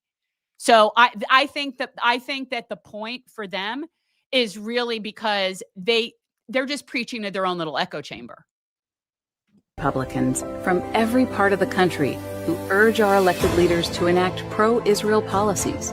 This includes expanding America's defense partnership with Israel, supporting life-saving security assistance, confronting Iran and its terror proxies, and promoting peace and normalization. Being pro-Israel is good policy, and AIPAC members make sure it's good politics, too. We raise money to help elect pro-Israel candidates for Congress from both parties. And we take the political fight to our opponents, helping defeat anti-Israel candidates running for the House or Senate. AIPAC is leading the fight in Washington to secure the future of the U.S.-Israel relationship. The actions of pro-Israel Americans today will help determine the future of this bond. Boy, that looks like a very multicultural group of kids, wouldn't you say? Yeah. Well, again, these are not real people. They don't even look like real people. These are not real people. All right, we'll finish it up. And the fate of both countries. Okay, so when people tell you who they are, believe them. Actions speak louder than words. Nobody buys your shit, AIPAC. Nobody believes that. You in one commercial say, we're an America organization, but then everything you talk about are things that are against our best interest. Going to a war with Iran is not in anybody's interest. It isn't.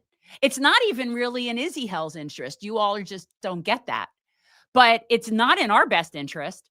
Nothing about that is in our best interest. In order for us to go to war with Iran, we're going to have a draft. You want to pull that shit? See, I think each one of those 5 million AIPAC members should send their kids and grandkids first. That's what I think. You want to brag about all 5 million of you? Go fuck yourselves and send your kids and grandkids. Everybody who donates money to AIPAC, send your kids to Iran for a war. like it's infuriating. Nobody believes what you're selling, and nobody believes that this is an American organization. Just because you launder your money here doesn't mean that you are an American organization. What I think would be more interesting is you say you have 5 million donors in the United States.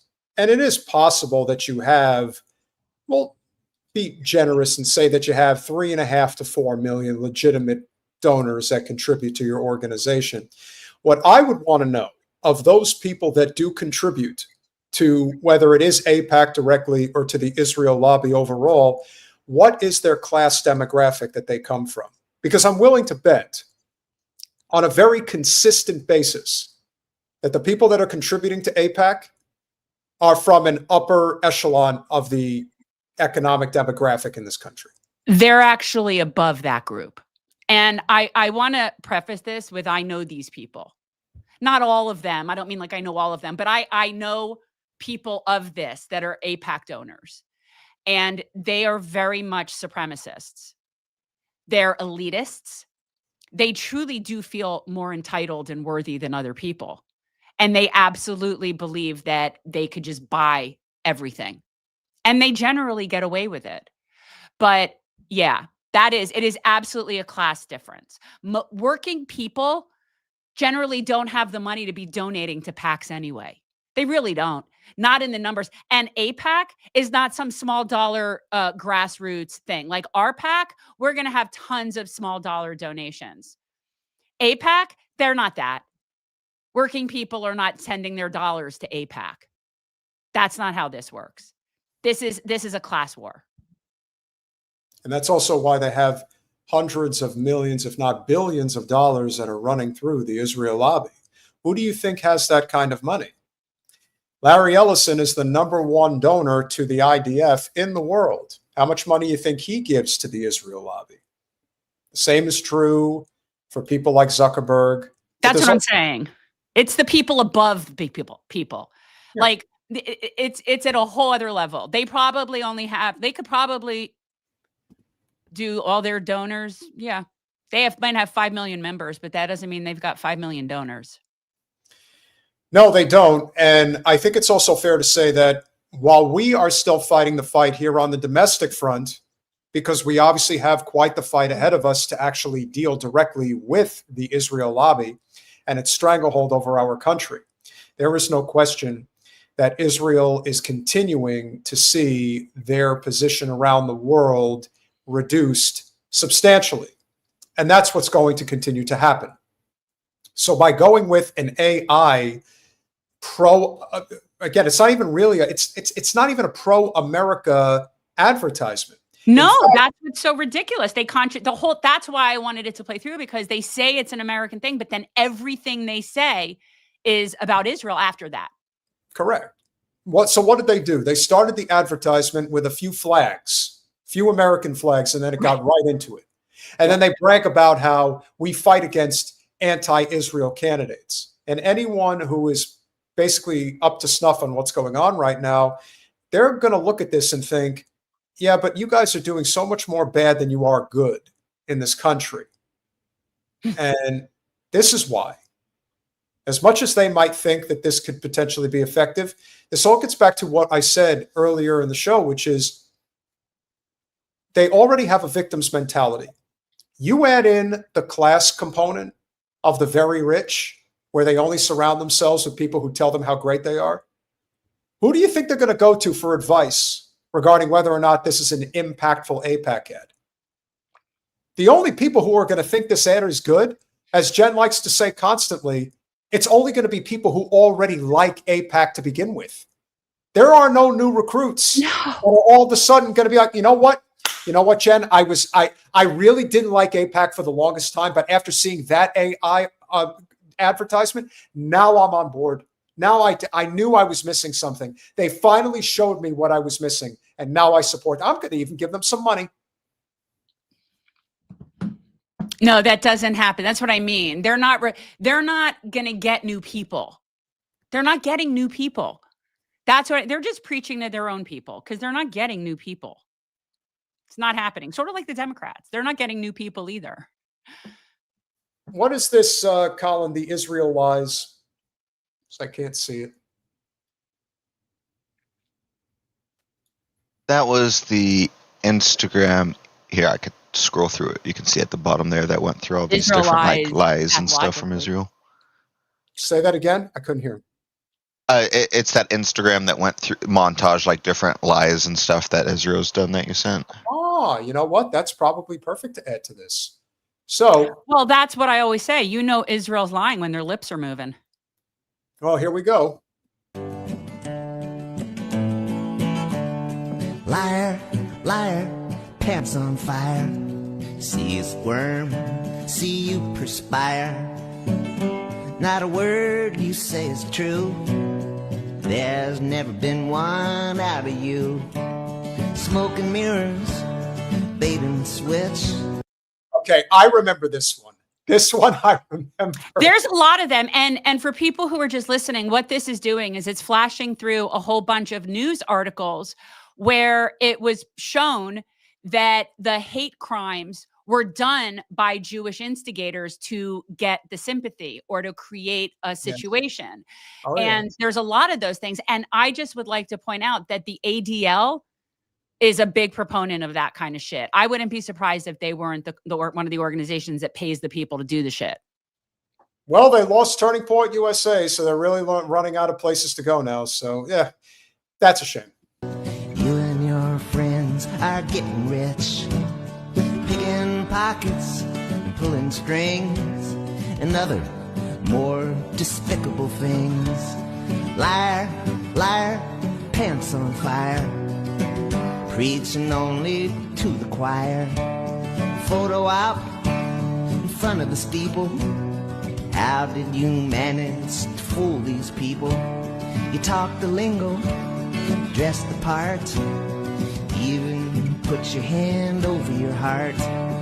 Bomber jacket, emperor's clothes, you can't even reach the end of your nose.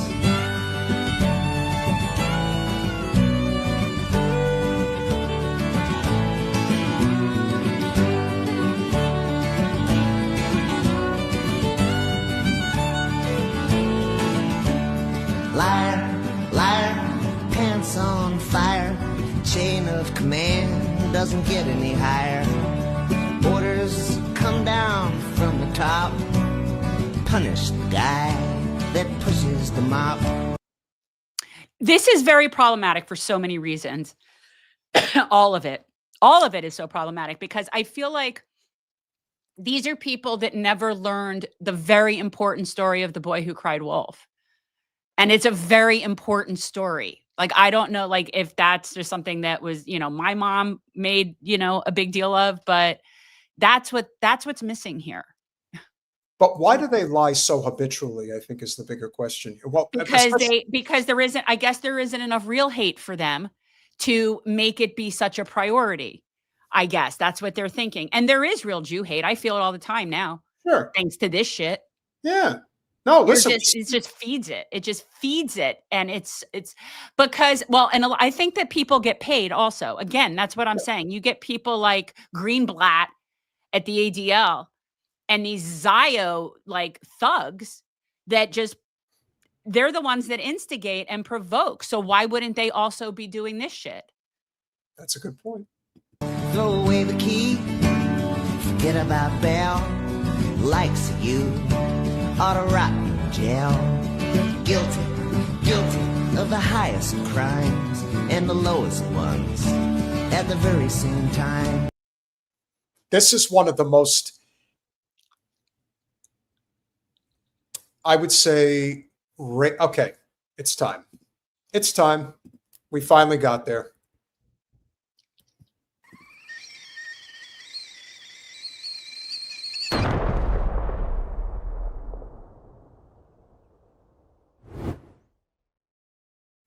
The lying about rape. Did the Rager meter play? Because I didn't see it. That's weird. I played it. Okay. All right. As long as everyone else saw it. For some reason, it didn't play here. All right. Go on. That's weird. Anyway,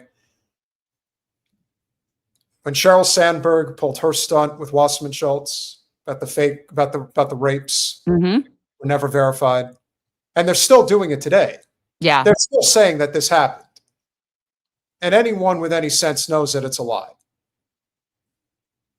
And yet, they keep saying it. They have no shame. No. None. Again, another thing about going after the dignity of Palestinians. Because, you know, again, even though there's video footage of the IDF raping women and men. Oh yeah. But like I've always felt safest amongst Muslim men. They don't even want to shake my hand. You know what I mean? Like it's yeah. It's just so juxtaposed to reality. Liar, liar, pants on fire, teleprompter, the hidden wire. Who's this God that speaks to you?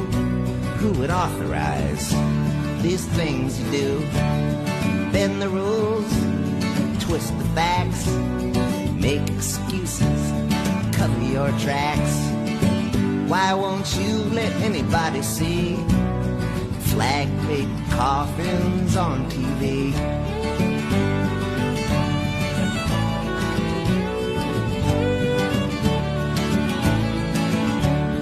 Liar, liar, you've been found out. Whistleblowers, they talked about how you classify and you cook the books for the benefit of a bunch of crooks. Liar, liar, pants on fire. Liar, liar, your pants are on fire. I think it's a great video. It's true. And they are completely the boy who cried wolf, which isn't to say that there aren't wolves and that they're not dangerous, but they're not everywhere you're saying they are. And so now we're not going to ever believe you again, nor should we. I don't believe a thing that comes out. But the thing is, I don't believe a thing that comes out of our administration's mouth either. So it doesn't matter. That song definitely sounded like Bob Dylan, although No, definitely not Bob Dylan. Well, no. And unfortunately, Bob, I don't know if he is a pro-Israel guy or not. I hope he's don't know. I don't want to know the answer to that, to be honest. That one's like another one. It's like, I don't want to know these things. It's like certain things about certain people. Like, I didn't want to know that Bruce Springsteen was a coward when it came to Israel, Palestine. Like, that really sucks. But hey, to say don't meet your heroes, I also know that we are the people we've been waiting for, because we all have to collectively work together to get this to end. That's the fight. And that is a great example of just how bad things have gotten, why the Israel lobby feels the need to put out an AIPAC ad, because they can't sell this shit anymore. They know the reaction that they're getting around the world and here at home. So if you guys would like to help us on our quest to fight AIPAC, we need to put the QR code back. So for people who do not know, we have started a Revolutionary Change PAC. We are a super PAC, and we are going to be going after all the AIPAC-funded Zio shills. And we also have our slate of candidates that we are supporting. We have one Green, one Independent, and one Democrat. And these are people that are pro-Palestine, pro-working people, and don't take corporate money. That's who we support. But anyway, yeah, I don't know what happened to our QR code. Can we get it back? Where'd it go? I don't hear you.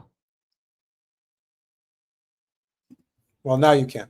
Now I can hear you, but I still don't see our QR code. Oh, there it is. So guys, right here, check out our website. If you forward it to people, the more people that can help, the better, obviously. But yeah, AIPAC has money. And so we want to fight fire with fire. We're now going to show you one of the candidates that we are supporting and leave it to somebody we've actually never covered before on our channel. This is Hassan Piker, and obviously he's one of the biggest left progressive voices out there in content creation. His main area of streaming, I believe, is on Twitch. But he did this really good compilation about Graham Platner, who was running for Senate in the state of Maine. And this is one of our for candidates. U.S. Senate, anti-Zionist, very progressive. He's already being presented as Maine's own Zoran. And the enemy is the oligarchy. It's the billionaires who pay for it, the politicians who sell us out. And yeah, that means politicians like Susan Collins. I'm not fooled by this fake charade of Collins' deliberations and moderation. The difference between Susan Collins and Ted Cruz is at least Ted Cruz is honest about selling us out and not giving a damn. Why can't we have universal health care like every other first world country? Why can't we take care of our veterans when they come home? Why are we funding endless wars and bombing children? Why are CEOs more powerful than unions? We fought 3 different wars since the last time we raised the minimum wage. Listen, I totally understand why a lot of people see a swagged out white boy geared up looking like a grunt force tier 1 operator and immediately think of John Fetty Wapman. We've been burned before. As far as his platform goes, like, I mean, he's actively speaking out about this stuff too. Like, I mean, look, Graham Platner to Prem Tucker on Zateo said there's a genocide that is occurring in Gaza, and at some point in the not so distant future, we are all going to be looking around and realizing that we failed the ultimate moral test of our time. Overview. America's entered a new Gilded Age. We have a government of, by, and for billionaires. We have direct consequence of disastrous court decisions capped by Citizens United that have allowed billionaires to buy elections. As a result, they have built a billionaire economy, one that creates explosive growth for a tiny privileged few, for a handful of billionaires and multinational corporations, and inflation, stagnation, and decline for the rest of us. In 1990, there were 66 billionaires in America. Today, there are over 900. When you look around, do you see a community that is over 10 times wealthier than 1990? So think about that. 60 billionaires in 1990, and now there's over 900. Right. You don't think that's a problem? Oh, I think it's a problem, but unfortunately, too many people look at it like, whoa, I guess it could happen for me too then. Do people really think that, though? I don't know, but I'm not a capitalist, so I don't know what these people think. I'm not, it's nuts to me. And I'm not a huge fan of this guy either, but this is a decent compilation of Graham Platner. Yeah, and I hesitate to even show Piker because I do think that he shocked his dog the other day, and I did not like that one fucking bit. I don't care what anybody says. I don't care if you're a fan of his or not. You do not fucking shock collar your dogs on live stream. You don't even do it anyway. Because listen, I had a dog once when I was growing up, and it's a long story, but let's just say that I had a family that didn't really care enough to want to walk a dog. So having the shock collar was kind of how you kept them under control. But let me tell you, you ever feel a shock collar? You ever know what that's like? And if you feel it on your hand and how bad that is, try putting it around your neck and see how it feels. Sophie has a vibration collar. It doesn't even work anyway. Vibration's different. She doesn't like it, but it still doesn't keep her from barking. Yeah. Yeah, never had to use it. Yeah, a shock collar, exactly. So, but yeah. He is making a good point here, and we'll finish. Yes. So here's the thing. In order to put together a coherent political campaign, you need to talk about what you stand for. You need to talk about who you want to defend. And more importantly, perhaps, you need to talk about who you despise and who you oppose. Targeting billionaires who are unimaginably powerful figures, but their numbers are minuscule, is good. You need to position yourself against villains. Democrats don't do that. They want to suck up to the billionaires, and so they look like they're phony. We must pass a billionaire minimum pass a billionaire minimum tax, establishing a baseline tax that rate the super rich cannot go under. It's policy extremely popular, but too often we have elections between multiple candidates who refuse to support it. I like that. Uphold tribal sovereignty and self-determination. God damn, that's woke as that's cool. Now I want to point this out because we thought Platner was just somebody who really stood out and really was making a difference. Well, he is making such a difference and scaring the ever-living shit out of the Democratic establishment that they have actually coaxed the governor of Maine, Janet Mills, to now jump into the Democratic primary. That's how serious this is. Right, because he obviously stands for something. So, of course, the Democrats have to come in and ruin that, even though he is clearly a populist. And in some place like Maine, it's very libertarian there. It's not that different feeling than like New Hampshire. And the people there, they're not, I don't know. I just think they're very independent, live and let live. And so the Democrats have to stick in their own tool in this mess, because of course they do. And I want to be very clear. I've never met Graham Platner. We've not talked to him. We've never met him. In fact, of our 3 candidates, he's the only one that we've never even met. So it's just somebody that we are just now. I mean, first of all, Susan Collins has got to go. Yeah, but if you're going to put up one old white lady against another old white lady, and that's who is running the state of Maine, unfortunately, because their politics are probably relatively similar in a very libertarian state, the odds are that the incumbent is who's going to win that race. Now, I'm not saying that Janet Mills can't win, but I'm telling you, the only reason they're doing this and running the risk of a GOP, or let's say winning the governorship going into next year, is because Graham Platner scares the shit out of them, to the point in which they probably tried to get him to play ball, and he was not willing to do it. And now you have this. They said, don't get her to do this. This doesn't make any sense. You really think they give a fuck what you want? And can I just add the cherry on top is that he is not just a veteran, but he's a Marine and U.S. Army. He's been both. Oh, yeah. Oh, he's the real. You know what the amazing thing is? If he was non-corporate, even if he was non-corporate and he was running in the GOP, the GOP would love him. They would fucking be like, yeah, this is my guy. Yeah. And there ain't about anything the fucking establishment could do to change that. Whereas in the Democratic Party, you're all a bunch of fucking cucks and you take it. You take it from the back and the front. You don't care. But what they don't realize is, so them putting in her as they're their going to split the vote. They're going to split the party, and Susan Collins is going to win again. Mark my fucking words. That's what's going to happen. Wait, are they a jungle? Like what? I don't understand. Isn't there a primary? Yeah, if anybody here is from Maine, if they can, I think they have ranked choice voting, but I don't know if that in the general. The process in Maine is interesting. We need somebody who knows Maine politics, who can explain exactly how that works. But like I said, there's no reason that Governor Mills is getting into this race unless Platner's a threat. Right. And if there's a primary, so be it. Yeah. Well, that's what's happening. But that is it. And no, but then she won't split a vote is my point. Well, yes, that's true. All right, we'll finish it up. Cool. But yeah, I will be going and interviewing him and stuff and getting making a better assessment in the future. Well, that would be your job, because we can't do that. No, we cannot anymore. We used to want to talk to him. Now we can't talk to him. Yeah. Unlike Zionists, we don't break the law. We're not allowed to affiliate with any of our candidates or candidate committees. So I know that was one of the things that kind of bummed you out when I told you kind of were like, Peter was like, so we can't talk to Butch anymore? I'm like, no, we can't talk to Butch anymore for a while. That's too bad. And you were, I know, and it was kind of sad. You're like, oh, like, yeah, but yeah.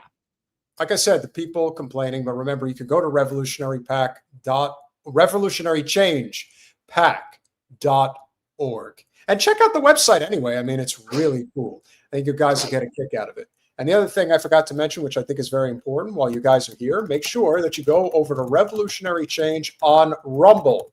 And if you are not subscribed on Rumble, please make sure that you do. This is important because you never know when they're going to pull the rug out from under us. So we have to be prepared at all times that this is what's coming if we're not careful. And we all know that they want to pull the rug out, so they're going to do that. And so I think it is kind of like a closing salvo, if you will, as far as where do we go from here and why things may be ultimately changing for the better, because we always want to try to have some type of a high note if we can. We do? Somewhat. Not a big one. But let me tell you, I'm all about ending on a high note.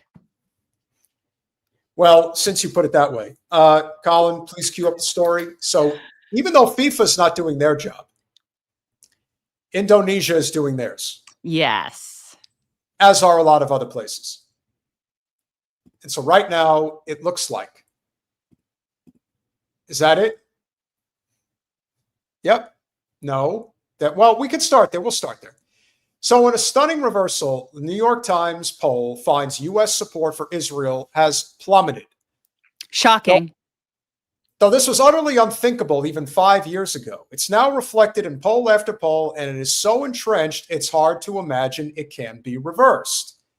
No, it can't be. And wait, hold on 1 second. I just want people are concerned. We can't talk to Butch Ware because he is one of our candidates for our PAC, and because we're a super PAC, there can't be any appearance of us working with them. So we have to sort of, in order to help him, we can't talk to him. I know it's kind of weird, but no, we love him. Anyway. Business is business.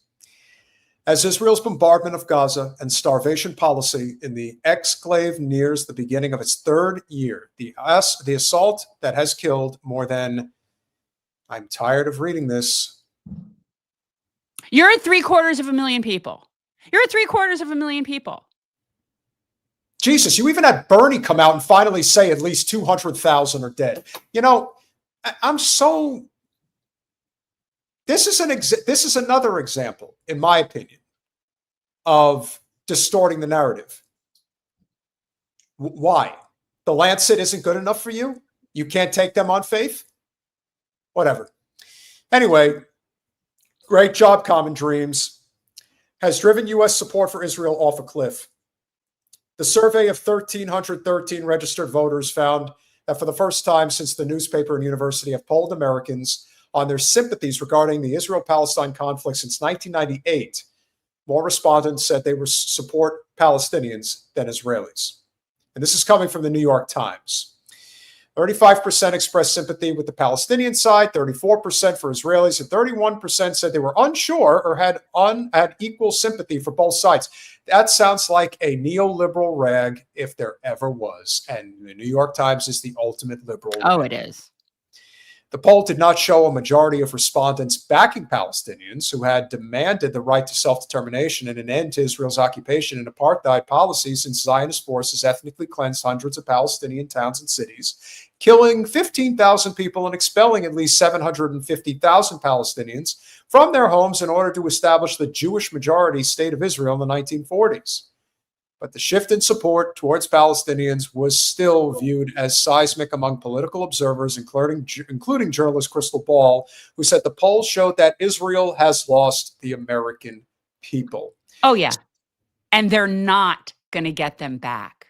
No, they're not.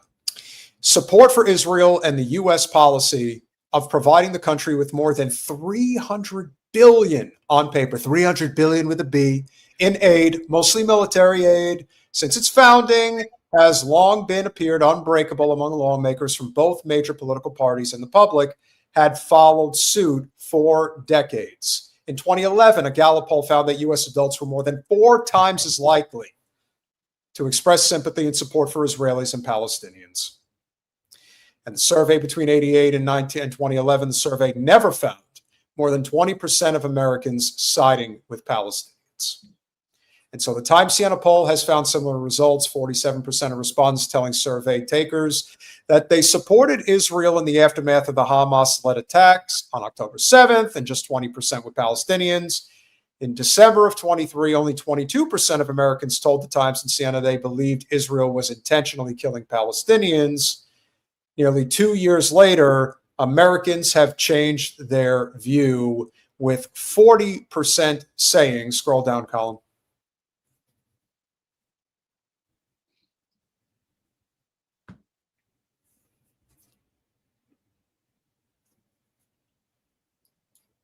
now that's just dumb. Yeah, that's pretty dumb. Colin, can you scroll, please? Thank you. 40% saying Israel is intentionally killing Palestinians. Quarter of respondents said Israel is doing enough to prevent civilian casualties, down from 30%, and 16% said Israel is unintentionally killing civilians. Again, this is a stunning reversal in public opinion since October of 2023. Now, go figure. I guess people are not fond of watching a Holocaust live streamed. No. Shocking. And as a result, the reason they're not, and this takes on a whole new level of change. Now, we're going to read another article in a second, but I want to show you guys a clip from Tokyo the other day. And yeah. I may have been taken over the weekend. Israelis really are not liked anywhere. Nope. Enjoy Japan. You cannot enjoy Japan. You cannot enjoy Japan. You cannot enjoy Japan. We stand for humanity versus fucking genocide. Fucking Zionists, okay? You are fucking brainwashed. You are fucking brainwashed. Really shame on you guys. Really shame on family. You are fucking shame on you guys. Fucking shame on you guys. Really shame. They're Israeli. I don't know. I just got over here myself, so. But the way they're acting like typical Israelis. No. Yeah, you hear the guy talking, they're acting like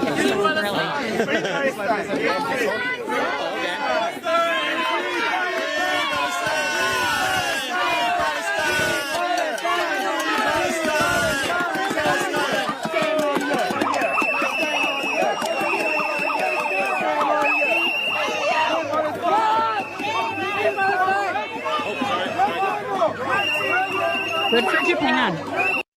Good for Japan. And I bet how it should be. And that number is nowhere near as large as it is in Israel proper, despite what they may be saying. 64% of Israelis believe there are no innocents in Gaza. No, but 82% support ethnic cleansing. That's the key number. 82% of Israelis, and by the way, that's from Haaretz. That's the Israeli publication. This isn't, this isn't even anything they would argue about. 82% of Israelis support ethnic cleansing. That's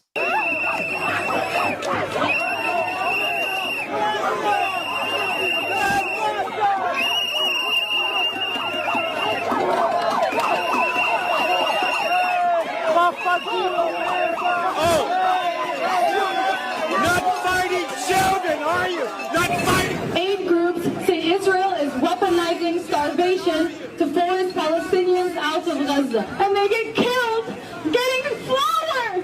Palestinians are being starved! This is not normal! This is not normal! They're chasing them out. They're literally chasing them out of the town. Good. Baby killers!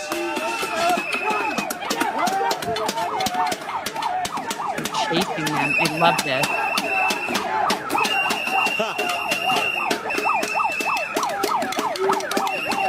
You will never know peace! You will never know peace!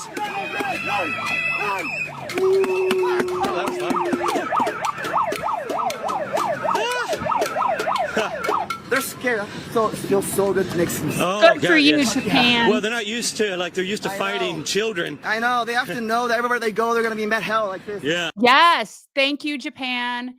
Yay, Japan. They need to be treated like that everywhere they go. And I saw somebody in the chat asking, like, is it 82%? Do we say Zios or Jews? It's Jewish Israelis. And really, Jewish Israelis make up 80% of their population. 20% is non-Jewish, or what they call the Arabs. And they keep it that way. And the way they keep it at 80-20 is regularly arresting people, taking them hostage, banning them, kicking them out of the country, or just mowing the lawn and killing them. That's how they keep their percentage. And the 20% that is in Israel that is not Jewish, they have completely different laws anyway. So it isn't just the people out that are in the West Bank and Gaza that have, that are dealing with apartheid. Even the people in Israel proper, the 20% that are non-Jewish, they don't get treated the same as the Jewish Israelis.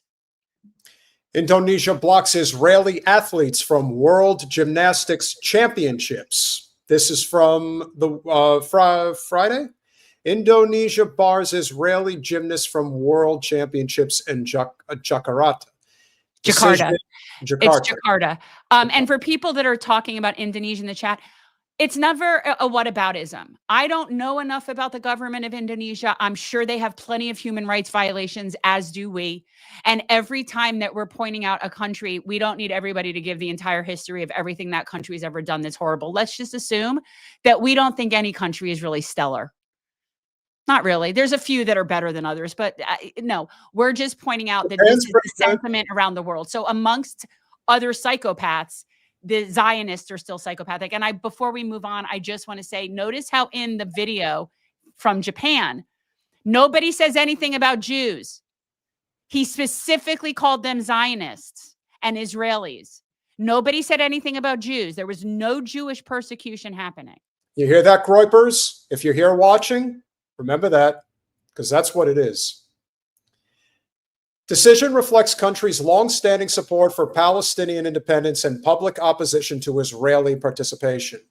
Indonesia has announced the Israeli gymnasts will not be allowed to compete at the World Artistic Gymnastics Championships set to begin on October 19th at the Indonesia Arena in Jakarta. Yusril Iza Mahendra, Indonesia's senior Minister of Law, confirmed on social media that the government has refused visas to the Israeli delegation, citing the nation's commitment to supporting Palestinian independence. Well, right there, these people should not be allowed in any countries. No, they shouldn't be allowed in any country. They shouldn't be allowed. Their passport should be meaningless. Blacklist them everywhere. Let them be stuck. Although I don't want them to be stuck there. They need to go. I don't know where to put these people. Where do they go? I don't know where they're going. Well, I'm leaving here because there's too many here. I don't know what to do about that. Well, let other people make their own decisions. But Indonesia's decision aims with its longstanding policy and not hosting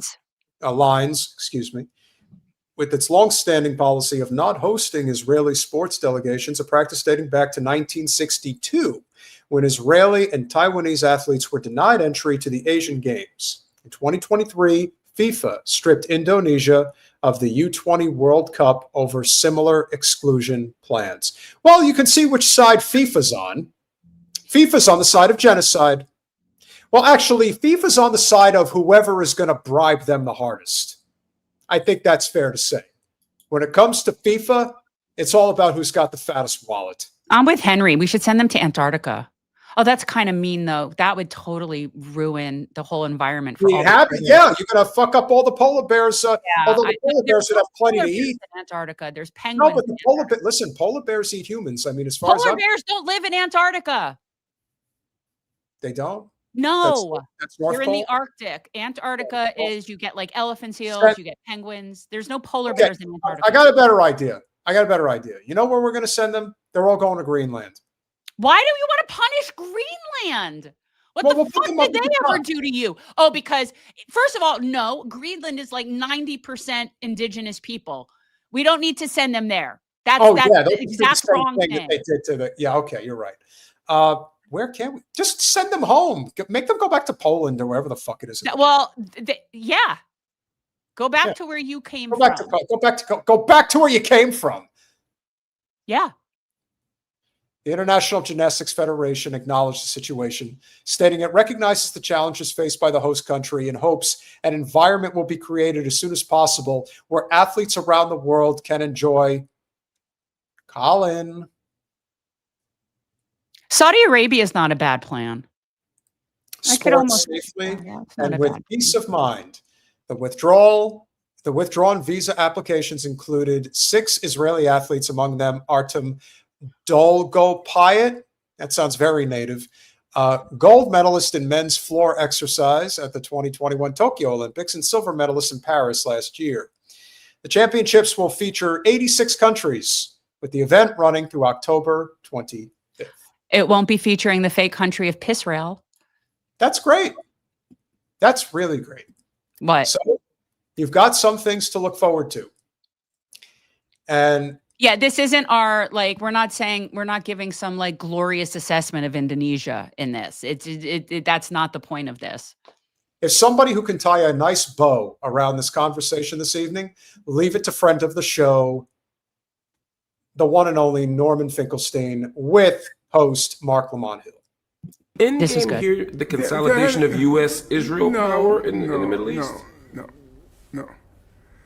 The end game is the same game from day one, from October 8th. It's the same game. One of the things I found very striking, I just read the UN Commission of Inquiry report, which chaired by Navi Pillay, in which they conclude that Israel is committing genocide in Gaza. And in order to demonstrate the claim, the allegation of genocide, you have to show intent, okay, that they intend. And they start citing all of the statements that were made by senior Israeli officials right after October 7th. And you know what was the most striking thing about that? They said, Israeli officials said, we're going to reduce Gaza to rubble. That's the word they used. We're going to reduce Gaza to rubble. There are no civilians in Gaza. Everybody is Hamas, and all those things. So what was the standard response back then? The standard response was, they said it in the heat of the moment. They were traumatized. They were shocked. They were indignant. Mm-hmm. But guess what? You know what happened in the next 2 years? Same thing. Exactly what they said. Yeah. They reduced Gaza to rubble. They didn't distinguish between combatants and civilians. And that was always the plan. Yep. So why should we have any sympathy whatsoever for what happens to the Israelis? Oh, I just don't want them near me. I honestly don't. And I do feel bad for whoever ends up with them near them. I recommend not, but yeah. Yeah, it's not going to end well. I don't know how this is all going to unfold, but rest assured, the fight has only just begun. And as you've pointed out, this is no ceasefire. No. First of all, they left on their way out booby traps in children's toys. But they left things booby trapped, like they booby trapped kids' toys and canned food so that when returning Palestinians to the north would have explosions. So they did that. But this isn't going to stop. Also, they're just going harder at Lebanon. These people need to be put down like rabid dogs. Seriously. Like, there's no way out of this until and by the way, Indonesia was the president or whatever, I don't know if they call him president of Indonesia, was the one that I saw saying at the UN that they were ready to send troops to facilitate that. So I'm with that. I'm with that because this isn't going to end any other way. I agree. They reduced the population not just to starvation, but to famine. At least a quarter of the population, right as we speak now, is living in famine conditions. They stuck hard and fast by what they said they were going to do on October 8th. They didn't, obviously, sometimes political constraints set in. That causes you to adjust your program, right? But not fundamentally change not it. Abandon it, not to change it, not to jettison it. No, they did exactly what they said they were going to do from the day. They've done exactly what they've intended to do for 76 years. That's the point. So now when you look at clips like the one from Japan, the article from Indonesia, all of this is, all the chickens are going to come home to roost, as Norman Finkelstein says. This was always the plan, and they've had our backing. This unholy alliance. Because they are us. They're American empire. They're our little rabid dog in West Asia. And they are, it's like they're going to just take us down with them, which is honestly fine by me. I don't like to be the world hegemon. I'm perfectly happy not living in a country that's the world hegemon. I don't need that. I prefer my country not having military bases all over the world and policing the world and bullying the world and sanctioning the world and starving the world. So I'm good without that job. So I don't mind what they're doing to American empire in general. It suits me just fine. I would rather try to save our country. And the only way that's going to happen is if we disassemble this unholy alliance from the top. That's not the only thing, though. That's the problem. If that were the only thing that were killing us, that would be one thing. That's just basically the final straw. But no, we have a capitalism problem. We have a wealth inequality problem that is just, it can't be fixed. You can't reform this. We have a corruption problem. We have all three branches of government and the fourth estate are bought and paid for.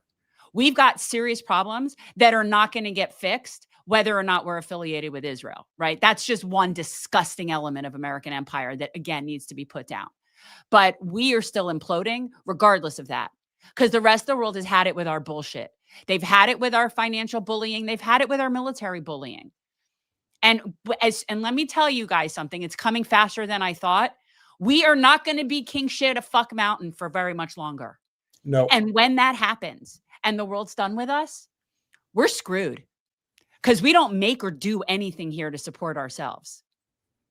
So I don't, we could say, like, I'm telling you, China, Iran, Russia, they're all just watching us implode, and they're going to have their shit together and their economies will be thriving, and we're going to be fucked.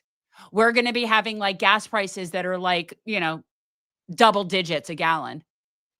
And we're going to have a food scarcity and a supply chain problem that is going to blow people's minds. And that's where we're headed. And it has nothing to do with Pisrael. That's facilitating the process, because when we go, they go. So it's all going to be in one tidy little bag. And when you talk about protecting this country, for what? We need to be protecting the people of this country. Yeah. From our own country. So no, I don't know what it is you're talking about saving here. I want to save what this country is supposed to be, and that is going to require a revolution. This country's never been that, so we need to start from scratch. Okay. We're not going to agree on everything. Our country's never been what you're like. That's almost like a MAGA mentality. We never existed that way. The only way that this country could even get to a semblance of what people would want it to be is a revolution. There is no other way. No. And for people to be clutching their pearls and saying we don't do violence. Oh, we do violence better than any empire that's ever been on this planet. We are the god of violence on planet Earth. So for people to be saying, oh my God, but violence isn't the answer. Oh, but we've made it the answer. We've made it the only answer. We don't even use our State Department. That doesn't even exist. We are all about the Department of War. And then people are like, oh, but violence. Yeah. You get what you reap what you sow. This is also why I've been very adamant about the worst political class, if you will, are upper class liberals. They are the worst because they are the creatures of comfort above all else.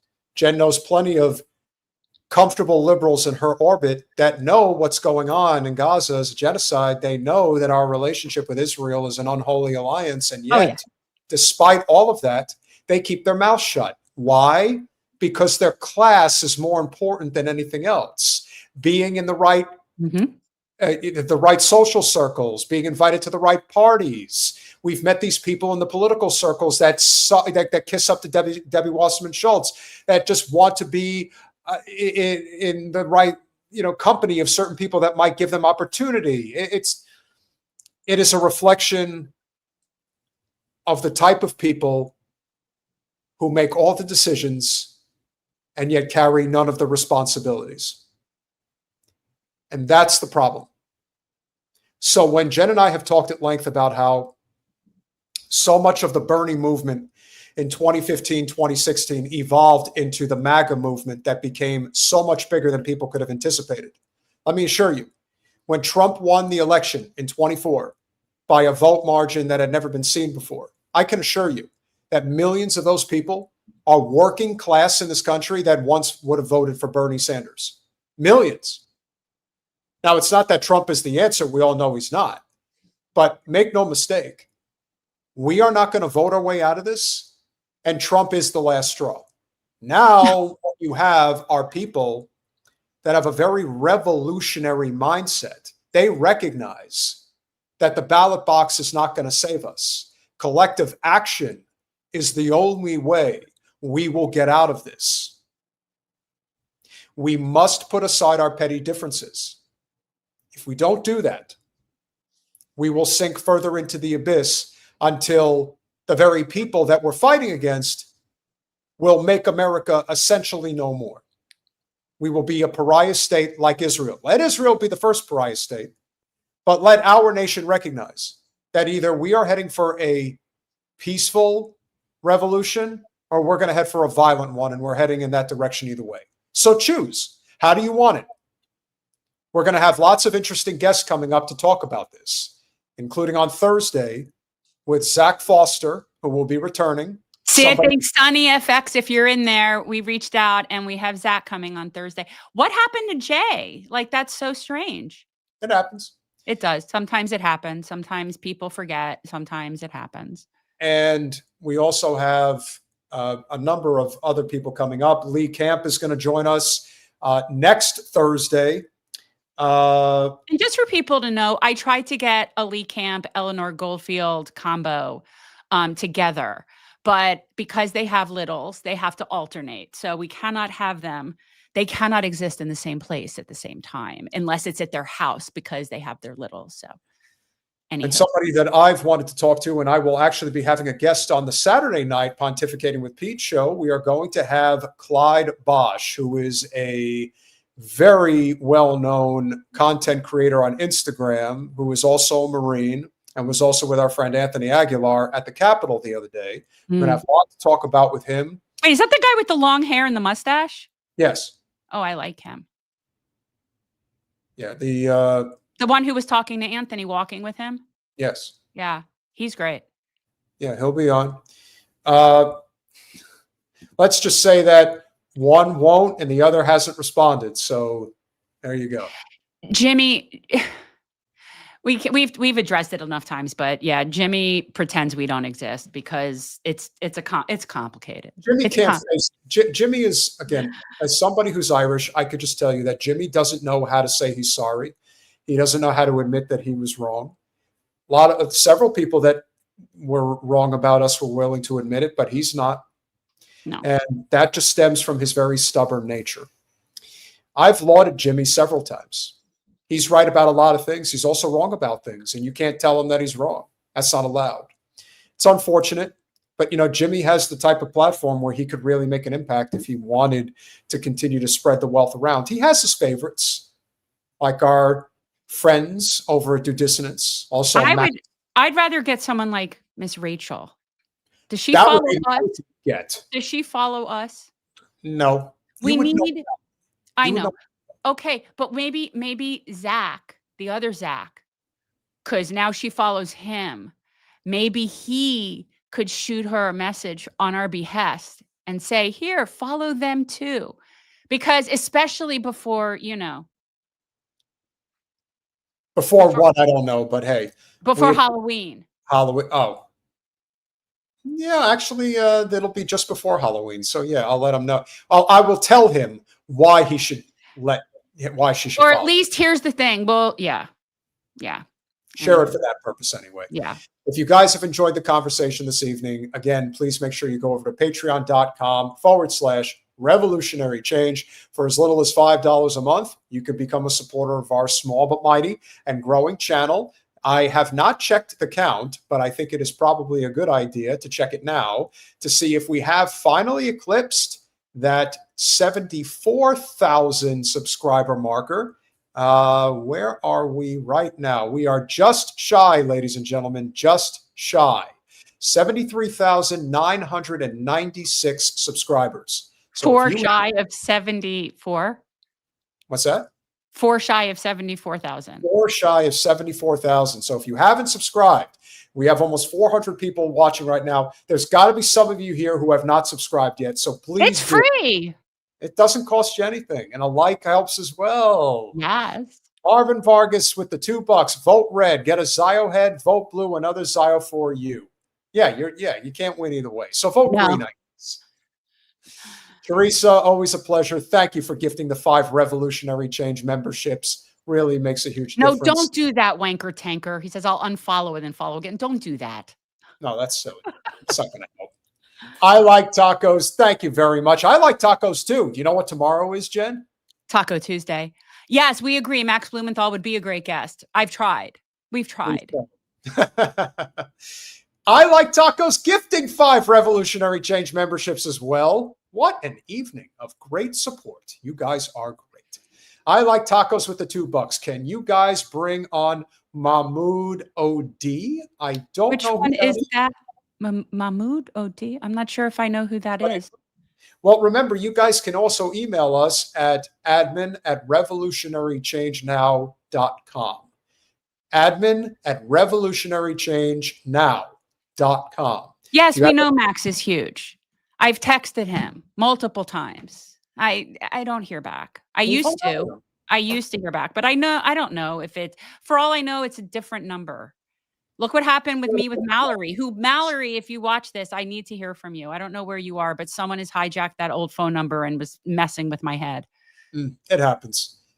Alex Got Mittens, thank you so much, guys. No, thank you for being here. I know Alex, but that's what's amazing about our channel. Alex is a new super chatter to this channel, but he is always here supporting us, as is I Like Tacos. I know he's been here, but now he's a YouTube member. Again, we're growing. We're doing Same deal with Rania.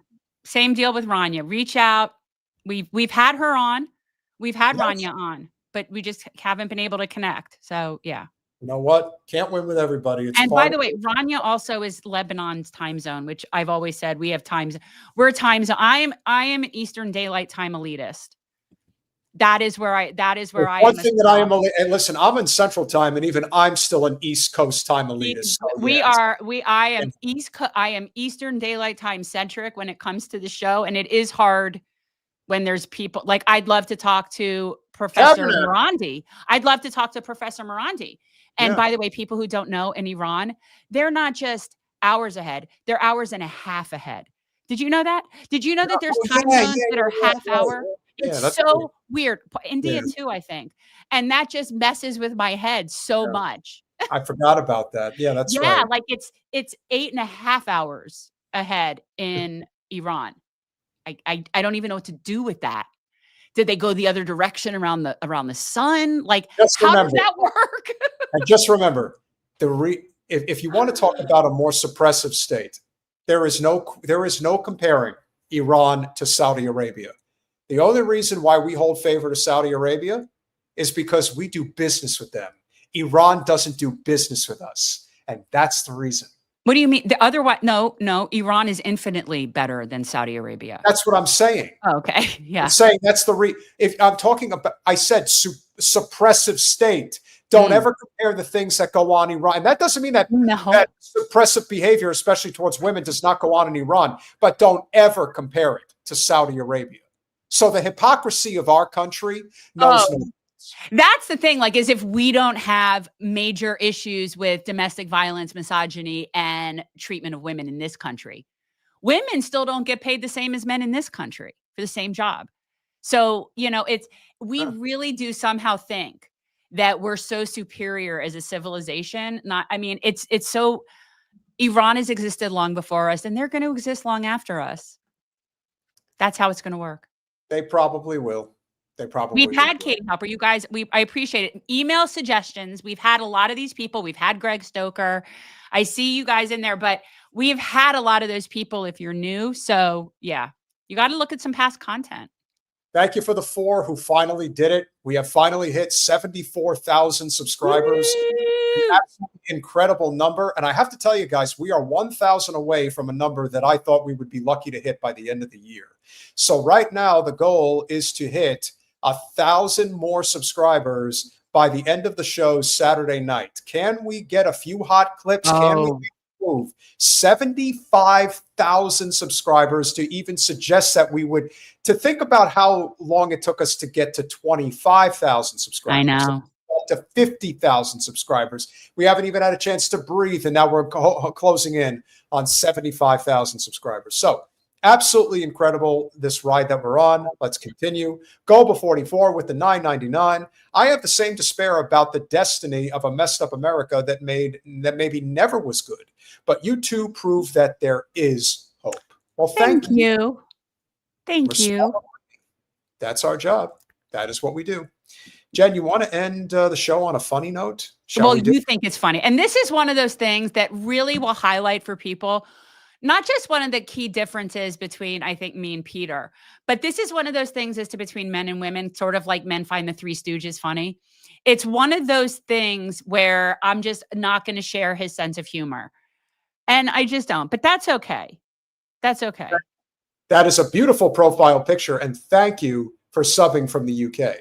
Much appreciated. My girl, Get out of Ireland.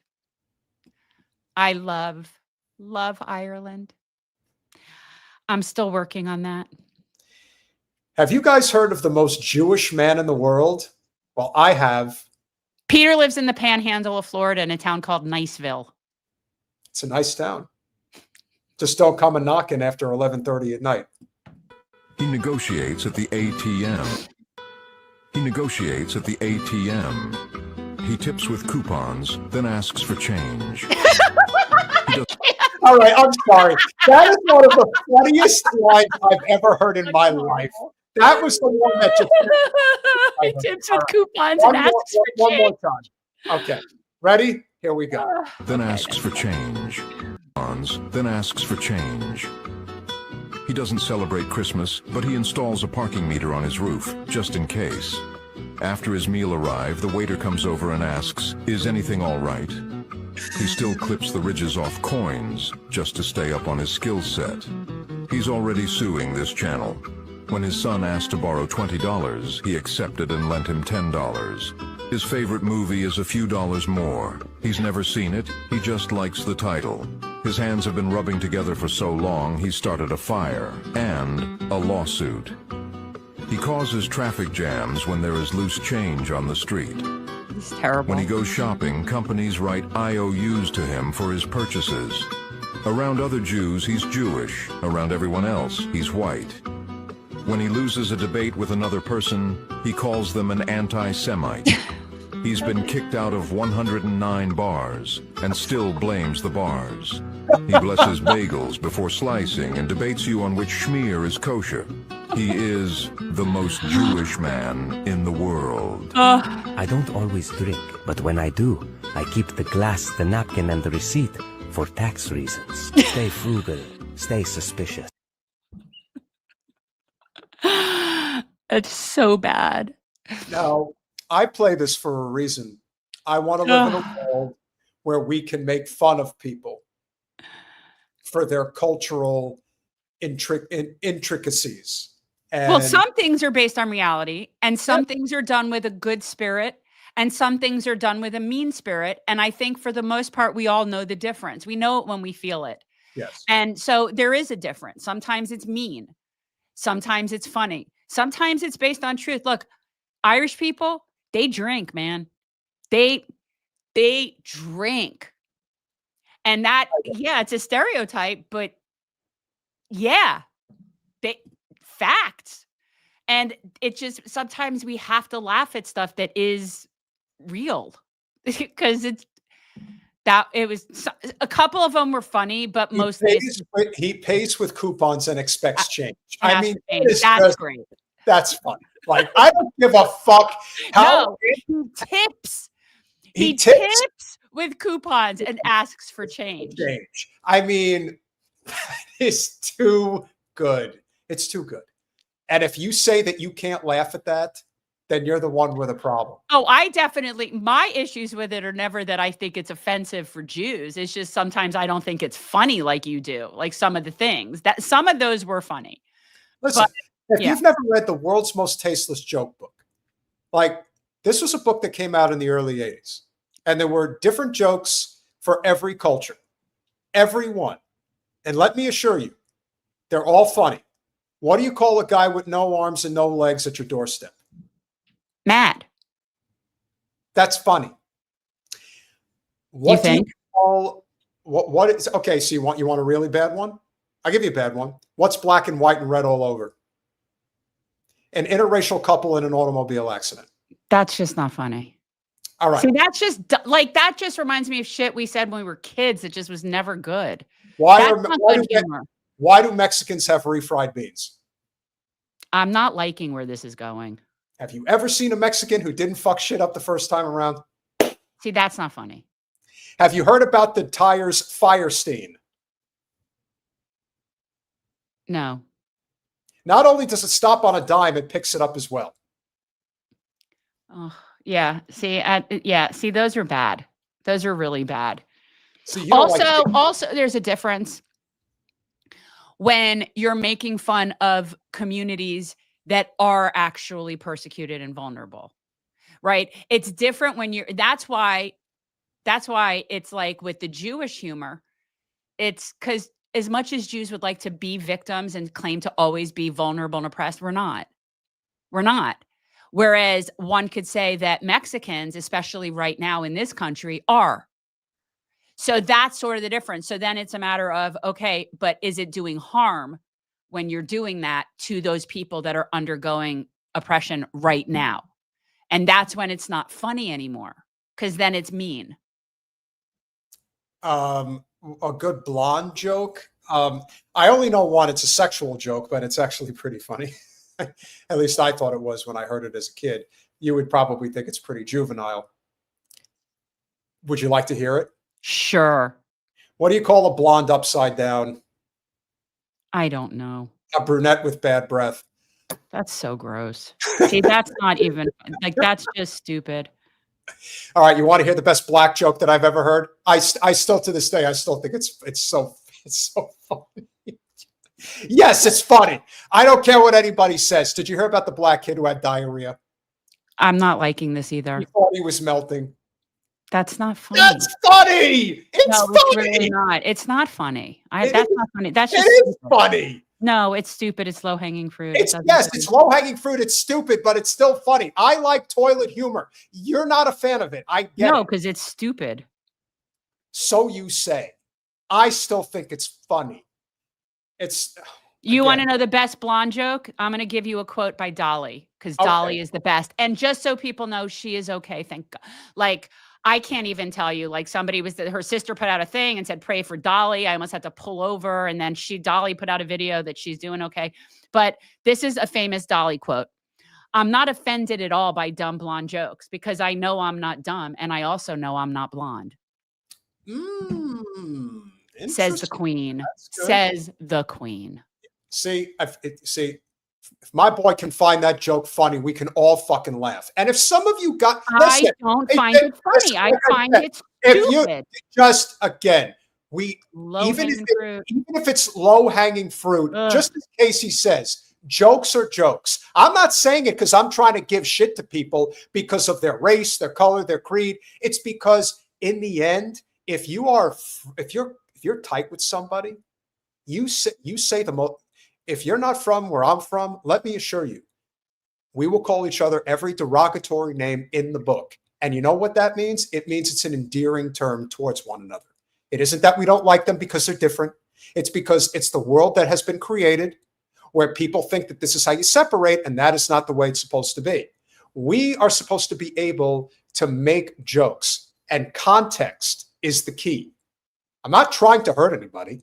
I'm trying to laugh. Because you know what? Life is pretty fucking miserable in a lot of ways. I don't have a problem with laughing. I just like smarter humor. Oh, I listen, I love smart humor. Well, yeah, that was some low hanging fruit. Are you really mad at me? No. Just making sure. Are you? Do you know what it would take to offend me? Like, seriously? I don't offend easily. I enrage.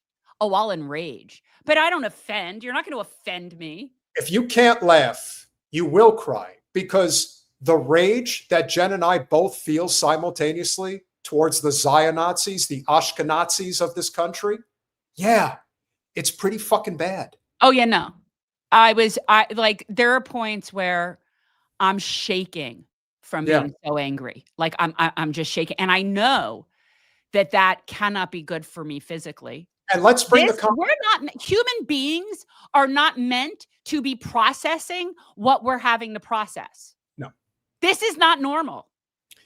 And on top of everything else, keep in mind that maybe the worst part about Saleh's assassination isn't just that they killed him. It's that they gleefully celebrated his, this is a journalist, mind you, a journalist's assassination after the ceasefire, and they are celebrating it. I don't agree that Dolly does not give a shit about Palestine. I don't agree with that. Dolly loves everybody and all children all around the world. And she has never gotten involved in anything politically. And that is her choice. And that is what she chooses to do. Dolly gives and gives and gives. Do not.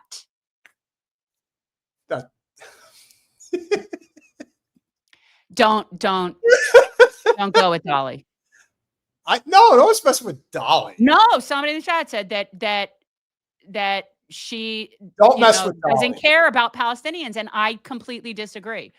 Dolly is, don't just,